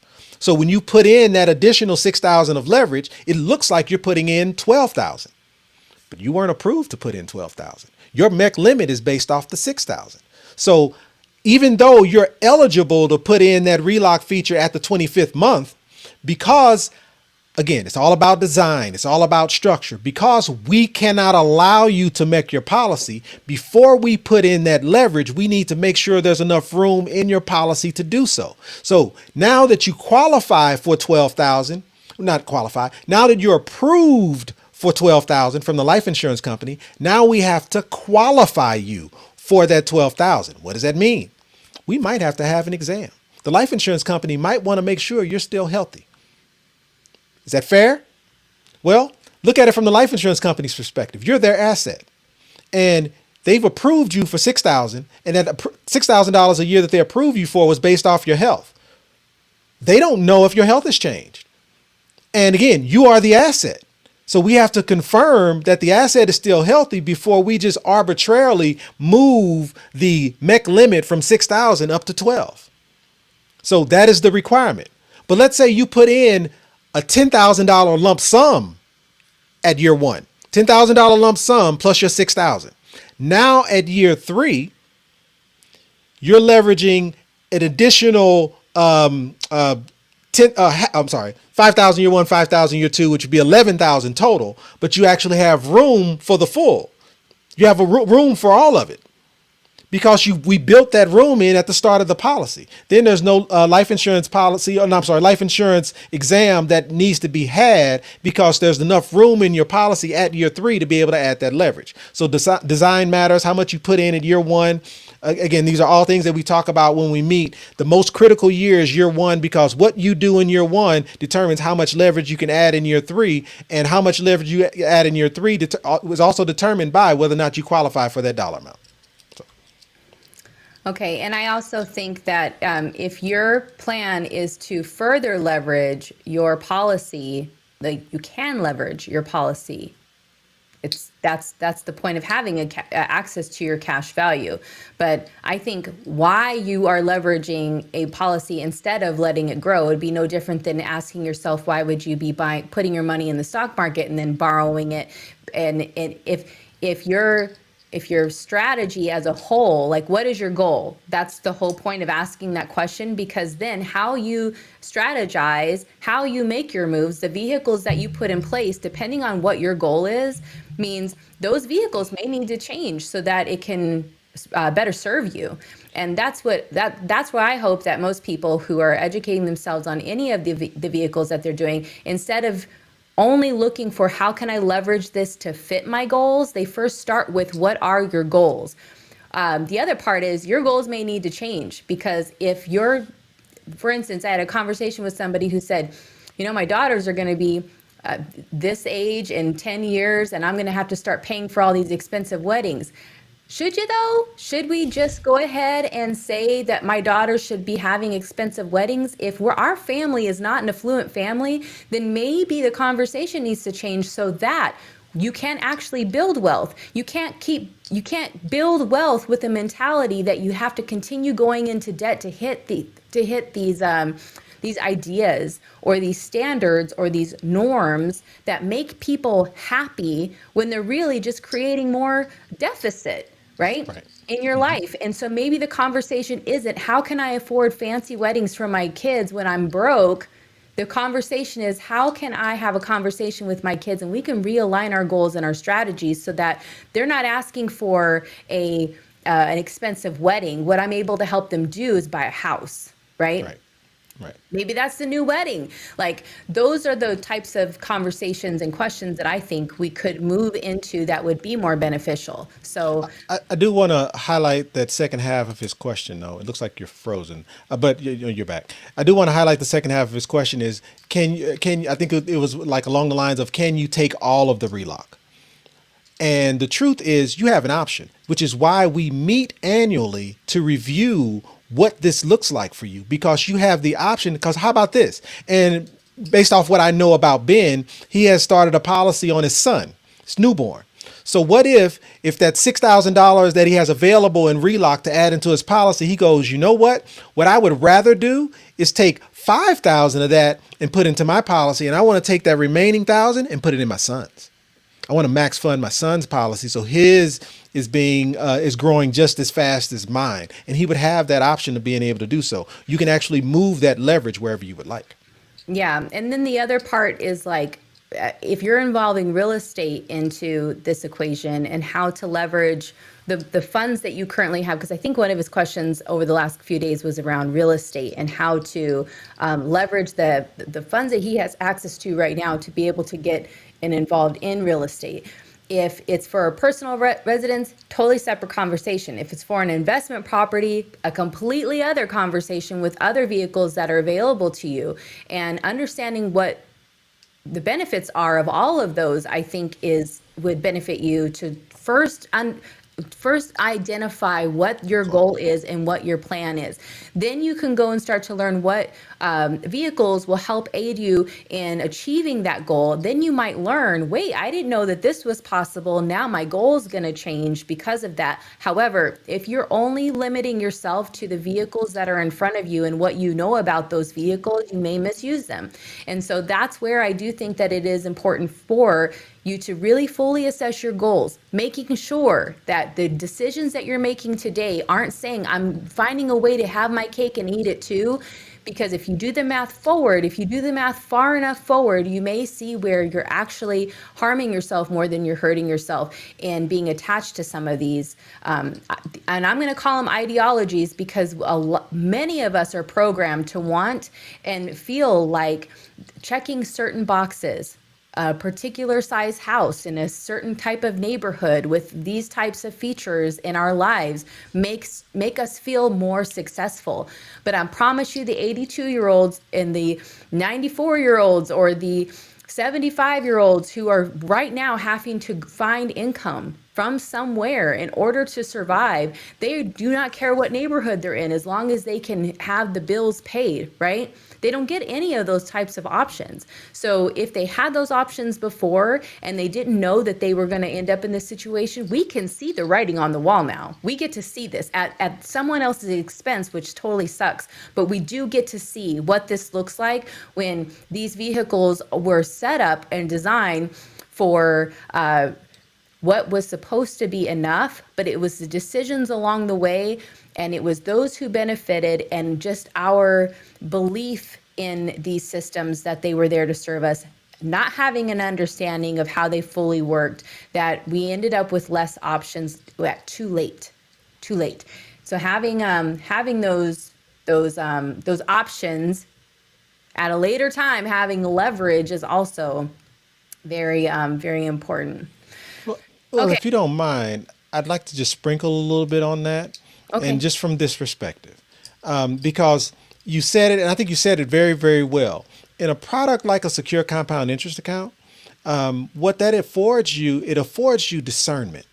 Meaning, notice when I talk about premium finance strategy like this, I'm talking about income. You don't hear me talking about now using the leverage inside of this policy to go buy things, unless that's something that you want to do, but you don't normally. It is because someone else is wanting to do this. And it's because of this. When you have a product like this and it's building compound interest for you, the growth inside of a product like this is upwards of around, I'll call it 12 to 22%. So what it provides you is discernment, meaning if I'm going to leverage the cash value inside my policy, I should at least be making more than what my policy is making. Right. And that Or is a what- clear, to borrow. right. Yeah. Right. And that is a clear difference between what happens inside of a secure compound interest account compared to what happens inside of an IBC structured policy.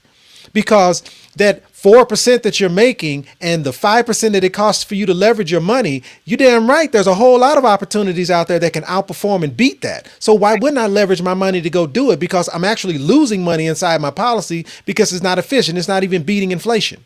Versus inside of a product like this, if I'm making, again, 10, 12, 13, 14%, and I'm leveraging this money at 4%, it's cheap money, meaning I'm the money I'm leveraging, I'm still making money inside the policy. That's awesome. But am I at least doing something or is it functioning better outside of the policy than inside? And that's where that discernment comes into play. So a product like this allows you to sit back and go, you know what? I don't need to go buy that single family home. When an opportunity presents itself that's making me 24%, then okay, I'll jump on that. But until then, I'm going to allow my money to continue compounding in the vehicle that it's in. Nathan is cracking me up with these comments. He said, even trolls need, oh, dang it. Yeah, he said, Nathan said, even trolls need effective retirement vehicles. And you know what really has people out here cranky? Being ripped off. Man. Being Oh my broke gosh. will have people upset. Will have people jumping in somebody else's live stream just to be disruptive and not be part of the solution. Being not having enough, having the fear of not having enough will drive people to feel like the wrath of their reality is just going to be fire hosed on everybody else. And it's really difficult to get out of that mentality when you know for a fact that as time goes on, you have less and less options unless you get more and more money, right? There's only two factors here, time and money. And how they work for you and the vehicle that you put them in matters greatly. Lola's got a great question. Oh, do you want to say something? Well, just real quick. Look, I have a slide that I put up in a lot of the presentations that I do around the country, and it has 3 owls on it. Those 3 owls are covered in money. So they're plastered in money into the 3 owls. And my question is always, what is the difference between these 3 owls that are plastered in money? It's financial institutions, it's banks, and it's life insurance companies. Financial institutions, banks, life insurance companies. What is the difference between these 3 owls that are plastered in money? How about nothing? The commonality between them is none of them care about you. Right. None of them are concerned with your livelihood. None of them care whether you are here tomorrow or not. You are a commodity. You are an asset. The objective is to leverage you and make money off you. So why not structure your life so that you can use them the way they are using you? That's all this is about. Well, that's the point. Say that part again, because that's the point. Learn how to use them the way that they're using you. That's it. There was a comment in the chat, I think Kelvin even said it. He was saying, but it's better to have your money in a vehicle like even a whole life policy than in the bank, because at least it's doing something for you versus just giving a free loan. But guess what, Kelvin? Even though your money is making money inside of even a whole life policy, the life insurance company is still getting theirs. They would, if it wasn't more beneficial for them than it was for you, then they wouldn't offer this in the first place. So again, understanding how they leverage you so that you know how you can leverage them and you're not just grateful. Thank you. Please, sir, can we have some more? You're not just begging for another opportunity. And that is what we've been conditioned to do. Get the credit right, have the profile so that if you get the validation from the bank, you can feel good about yourself. And if you can't get the permission from the bank, if a bank tells you no, the amount of withdrawal that comes out of your self-esteem bank alone, right? Like, who am I? Because I can't even get approved from a bank. Well, guess what? When you become your own bank, when you understand leverage, that whole equation gets turned around, and then you go, I didn't know it was this easy. I didn't see how easy it was because I was too busy getting played. You know what we should really do? We should do our Wizard of Oz series again, because we did a Straight Outta Oz series where we walked through how the Wizard of Oz, the story of the Wizard of Oz, is eerily similar to all of the systems and all of the players in the game from the time that it was the inception of retirement plans and the promises, right? The Emerald City, the promises of all of the solutions, and how every player in the Wizard of Oz is directly correlates to either an obstacle or a promise, what it seemed like it was in the beginning versus what it ended up being in the end.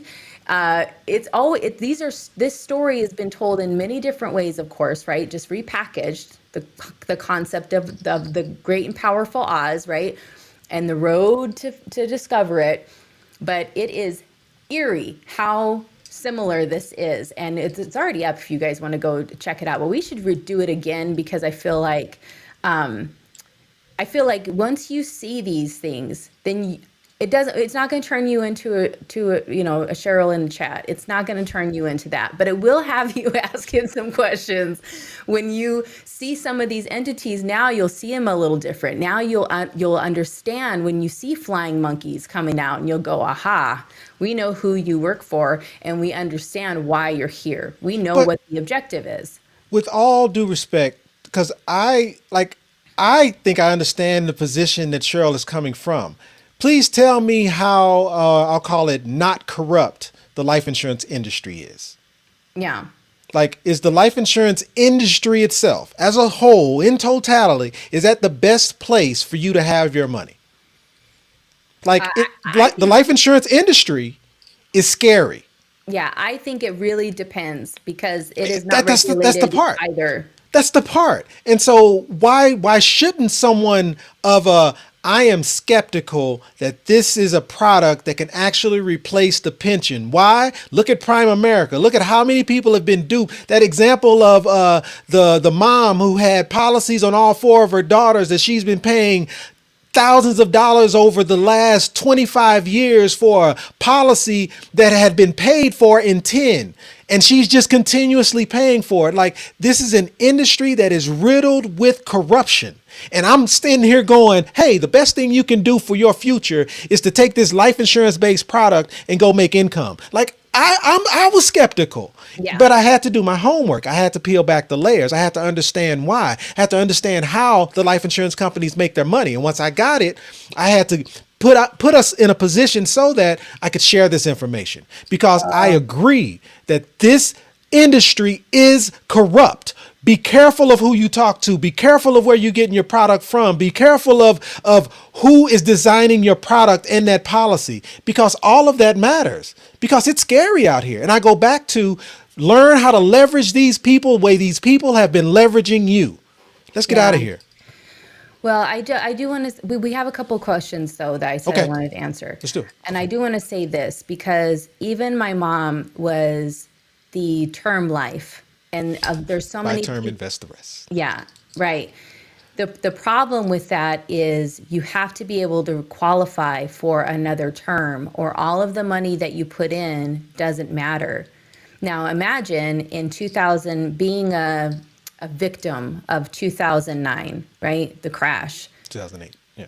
In 2000, well, of 2008, 2009. Now, 18 if months. you- You're right. You're if right. you You're right. You're right. remember during that time frame, and for years after that, she was in charge. Her whole department Short would sale. short sales and foreclosures, and she would help people out of these situations. Now, her job was more to help the person who's going through the short sale or the foreclosure to be able to get them the best opportunity out of that deal. Now, she can't rewind time, right? She can't time travel and go help them make different decisions beforehand, but she knew the rules, and she knew things that they didn't know when they were talking to the lender. So therefore, there were some things that she could do to save them, and that was really helpful.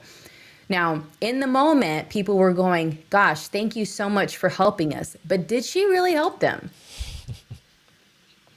Right? It's subjective. And I feel like in the moment, it did feel like help. Like whatever relief happened in that moment, it did feel like help. But what really sucked, what wasn't talked about, what didn't even matter at that point, were all of the predatory lending that had happened Oh to my get them gosh. in this situation in the first place. Now, could she do anything about that? No, but her entire business blew up in that moment because it was a dark benefit to everything that had happened in the real estate industry, right? The dark benefit was that there would be somebody with like these wearing these angel wings that would come along who had read all the fine print and could help you in your situation a little bit. Like, that's the dark side of all of this, is that you end up with what's the best case scenario now that I've been completely over? Like, what's the best scenario out of this? And we can't get away from that. These are things we can't control. We can't. What we can do is educate ourselves. And I believe that anybody who was walking into those, because it was all those arms, right, that they were putting on the loans, and they were qualifying people who really didn't qualify, and they were making these promises and telling people that you can't afford this, you can do this. And then of course there's like the big dream. This is the Emerald City theory, right? This is look at all this stuff. She just wanted to see the wizard, but then all these people came up and were like, with that hair, girl, you can't go in and see the wizard with that dress on. You got to go get a new dress. You have to have a new shoe, not new shoes, but you got to have new tights. This lion, we need to put bows and stuff on him. He can't just be willy-nilly going in to see the wizard like this. You got to have all the stuff and the things. You got to upgrade in order to walk in there. And we're sold this all the time. What's never sold is like, how is she getting home? Who talked about how she was getting home? They said, all you gotta do is go see the wizard. The wizard is no different than a financial advisor. And what happened when she got there? She had all this hope. Everybody had been saying, you could go home. All you gotta do is go see the wizard. And finally, everybody knew the freaking wizard wasn't real. She got there, and then he was like, oh, I don't know how to get you home. That's not even my job. I don't know. Why'd they tell you that? Why are they telling people this? They telling everybody this? I can't get you home. Matter of fact, the best I can do is this hot air balloon. That's all I can do. You can get in here and I can give you a ride back to Kansas or wherever I'm going, but I don't even know if I can get there because I don't know how to get, I don't know how I even got here in the first place. And this is the reality. And so this is why we're so focused on retirement income. We can trade our time for money right now. We can make it. But there may be a time where it could be health related, it could be family related, it could be a myriad of situations where you can no longer trade your time for money. And there is a way to put yourself in a better situation. The cost of living is only going up. We cannot stop that, but we can get really serious and we can start having super uncomfortable conversations. Those conversations cannot just be, though, how everything is a scam. Those conversations cannot be that the reason why we're not putting a plan into place is because we don't want to educate ourselves or because we want to listen to what everybody else is saying. We can't do that. We have to start becoming self-directed. And it's a mindset, right? Control. Right. We have to start taking control. And so that's all I say. Okay, let me move on. Lolo says, thanks for all you two do. My question is, the leverage I borrow at 4%, is that reported as income and taxable? It's a great question. So, no. So the tax benefits inside of a product like this, what allows those tax benefits to be maintained or to stay that way is because you're leveraging your money. Leveraged money is not taxed. Again, I go back to the example that you have of this is anyone who's ever leveraged money from their 401k. When they borrowed that dollar amount from their 401k to go buy that home or pay those expenses off or however you used it, did you account for that dollar amount on your taxes? You didn't. And the interest that you paid that interest back to yourself. You didn't even write off the interest on your taxes. And in addition, that loan amount that you were taking, there was no tax implications for that dollar amount that you're taking either. And this is no different. You're using leveraged money, and so therefore using leveraged money is not taxable. I don't know if we have any other starred questions, like the ones that had the Q in front of it. Cheryl Nichols says, we can at least answer her question. I can't pull it up because I can't find it in here, but she says, good evening to you both. Do you guys know who offers a first position HELOC to purchase in Mississippi? In Mississippi, I think the best thing you could do is to put your zip code into the search bar of your favorite search engine, and what you can do. What happened?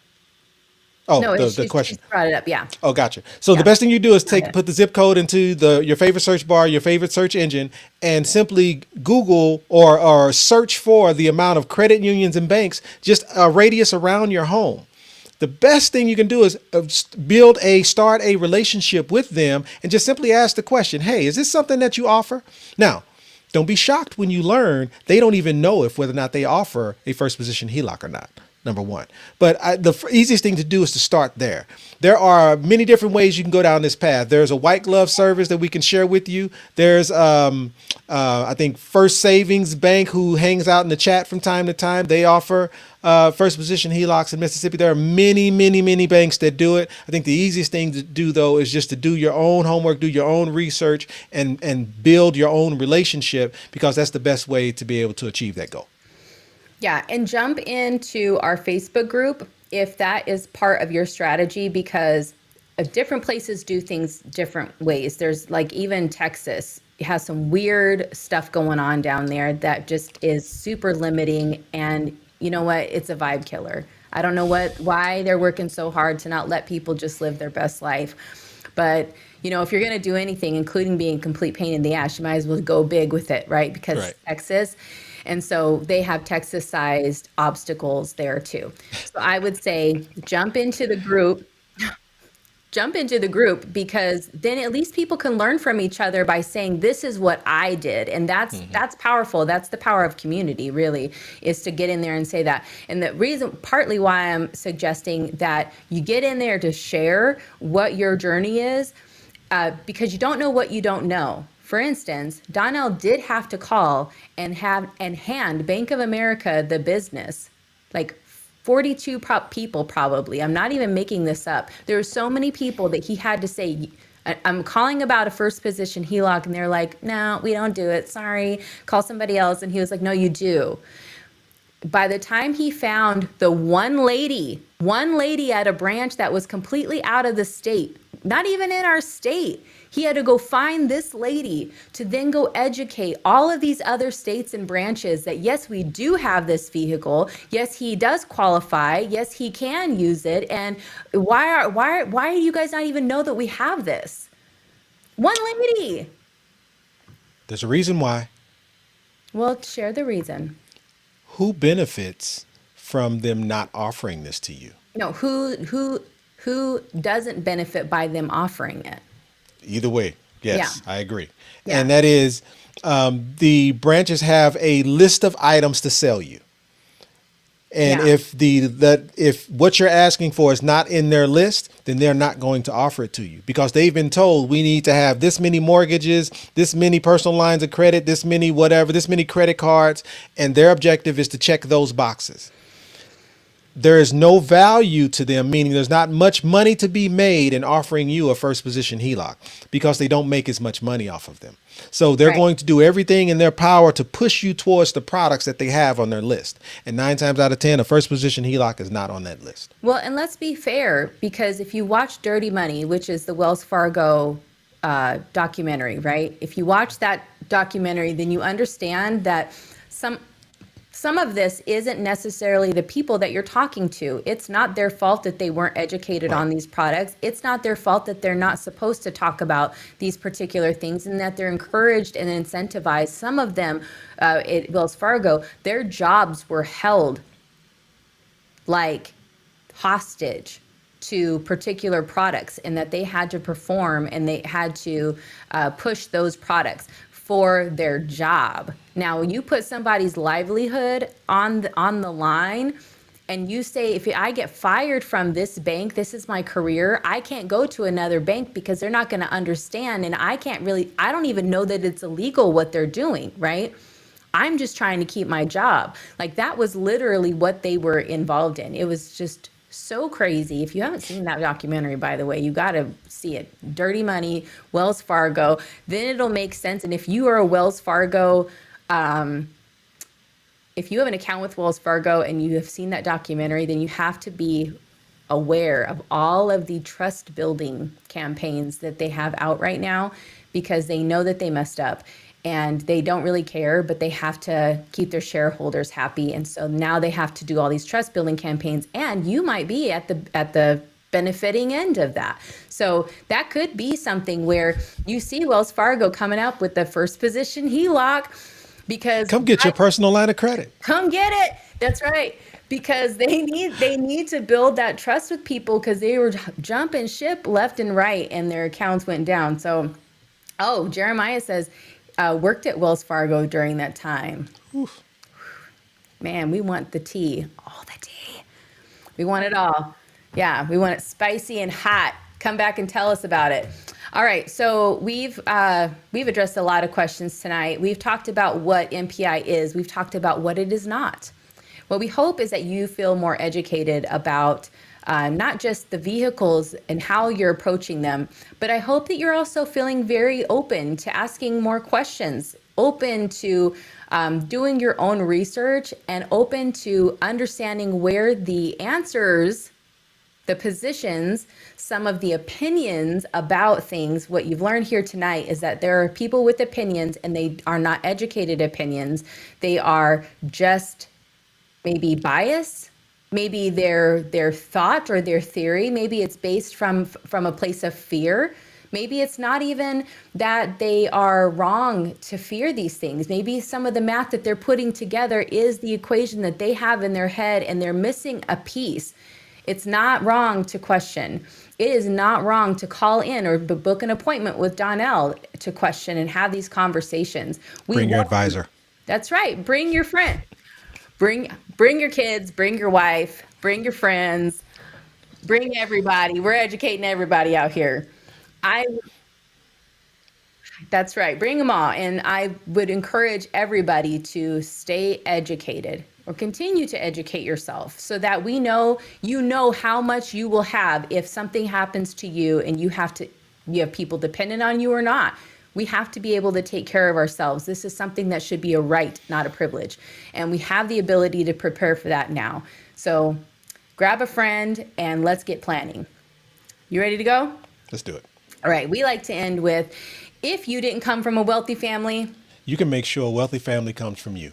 so stay focused, Stay protected. stay tuned. Stay connected. My name's Angelique, And I'm Donnell. and our goal is to help you. Get self-directed. Now, we have free resources, and in just a second, we're going to show you how to get them. Thanks for tuning in, guys, and we'll see you on Wednesday. Bye. Hey, before you go, we want to remind you that becoming fully self-directed means gaining complete control over your wealth, time, and freedom. It's not just an idea. It's a framework, a mindset, and the power to make informed decisions to secure your future. Being here means you're taking those steps, and we want to thank you for allowing us to guide you. We believe that we grow farther and faster when we grow together. So Got tune to in do the boat. Oh, God. Are you guys still here? We can't not do the boat. Let's give away a Plot boat. twist. Plot twist. Dun, dun, dun, dun. Yeah, I don't know if people have started to leave or not yet, but And even if they do, we can still text them. Well, can we text? Oh, man. What happens if they are not here? okay. Well, now the good news is, or like plot twist. Wait, I have that somewhere. No, okay. Well, it's all right. We're gonna just spin for the boats. Let's go. There it is. Let's do some All right, boats. let's do it. Share the screen. Here we go. Whoa. Let's see. No. Where are we at? There it is. Okay, here we go. Now we're gonna do it. We're spinning for the boats. Are people still here? Okay. We got a few. All right. I hope Cheryl wins. Oh my gosh. Miss AB. Well, Miss she already got a AB. vote. She already got a vote. Yeah, Yep. we're gonna spin again. Let's go, All Frankie. right, let's go, Frankie. Hey, wait, Dalai Lama got one last time. He sure What did. is Let's what do it is again. Let's keep going. what is going on here?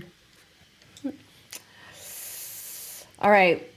Is it gonna stop on its own? Maybe that's what we do. Gina. Gina. I feel like Gina got one before. What is happening? I don't, did it? Did she? Well, just in case we'll put her down, okay? Perfect. We're gonna spin again. Frankie, would you throw up the banner so that people know where to text their information once they win? Hey, Harry. All right, we're gonna do it again. One more time. So Gina, Harry Ace. One more again. All right. Nice. Well done, Frankie. Look at you! That's Like, hilarious. It's me, the winner. That's hilarious. Ah, So Harry Ace, Gina. What was Gina's last name? Gina Fumi. Fumi. Gina Fumi, Harry Ace, and Frankie. Congratulations. Congratulations. Yeah. Well, should we do one more? Let's do it. Okay. All right. Yeah, we'll do one more. Whoop, whoop. Yeah, Frankie manifested that one. Who is it? Rob. Humphrey. Well done, Rob. So Rob, Rob's got a Gina, and vote. Harry. Rob, Gina, and Harry, and of course Frankie. Please, please text me your address and your full name, and we will get these boats out to you. And I apologize for any delay because it is a little bit of a nightmare to get them out, but we will get them out to you. Please, if you don't mind, go back to the regular screen, and we can throw up the phone number for people to be able to text the information to. Again, text us your full name and your address, and we will get this information. We will get your boat to you. That would be Gina, Harry, Frankie, No. and Rob. Where's the number? Yeah. And Frankie, we will not be mailing yours to you. I like that as well. We could do that over dinner. Oh, there it is. Yeah, no, they can't hear her responses, but we need to put the number up. I'm trying to. Okay, that's Yeah, good. question. I'm So like the trying to read all of them. There's way too many here. So the questions banner. So this phone number below, again, you can text me your name as your full name as the winner, and also use your add in there your what do you call it? Your handle from this live, so that we can make sure we reference the two. But the handle from the live, your address, and your full name, and we will get your boat out to you. Yeah, there it is. Okay, so I'm just gonna put this up. Boom. Take a screenshot real quick, and then and make sure to send us the full address, mailing address, okay? That's right. So yeah, because sometimes when we put it in there, USPS is like, is this a real address? And we're like, yes, it is. It's their address. It's what they sent us. And they're like, really though? Because it's not in our system. So annoying. So that's the only issue that we sometimes have with that. Okay. All right. So we have free resources, and we're going to show you how to get them. Please take advantage of this. Not only do we have 2 free books, we also... I'm muffled? No, you're good now. Okay. You're good now. Not only do we have 2 free books, but we also have other resources, including, let's see, I'm trying to turn off these banners. Can you help me out with that, Frankie? Okay.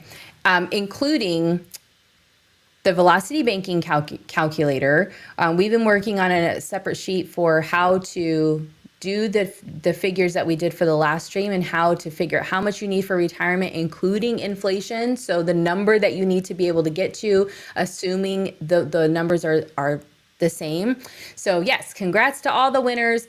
We have those resources coming up, and we look forward to seeing you on Wednesday. Send your questions in ahead of time if you want, and then we can get, put them in the I like chat, that. put them in the I like comments, that. and then we can address them on Wednesday too. I like that.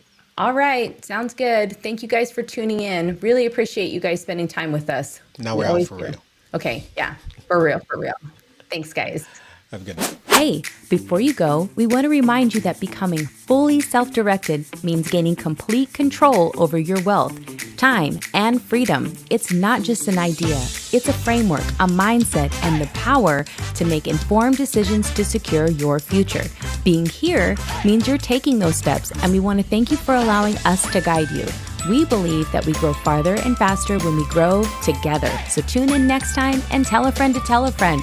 We've helped thousands of people just like you start their journey to financial freedom. And if they can do it, you can too. And if you're ready to learn more, we got you. Get a head start by grabbing these 2 free books. But how do they get them, Donnell? Head over to my website where you'll have access to a few things. A ton of free resources, case studies, and over 100 5-star reviews from people just like you. And in 15 minutes, we can explore what's possible for you. So don't wait. Invest in what you want, when you want. But first, let us help you Get self-directed.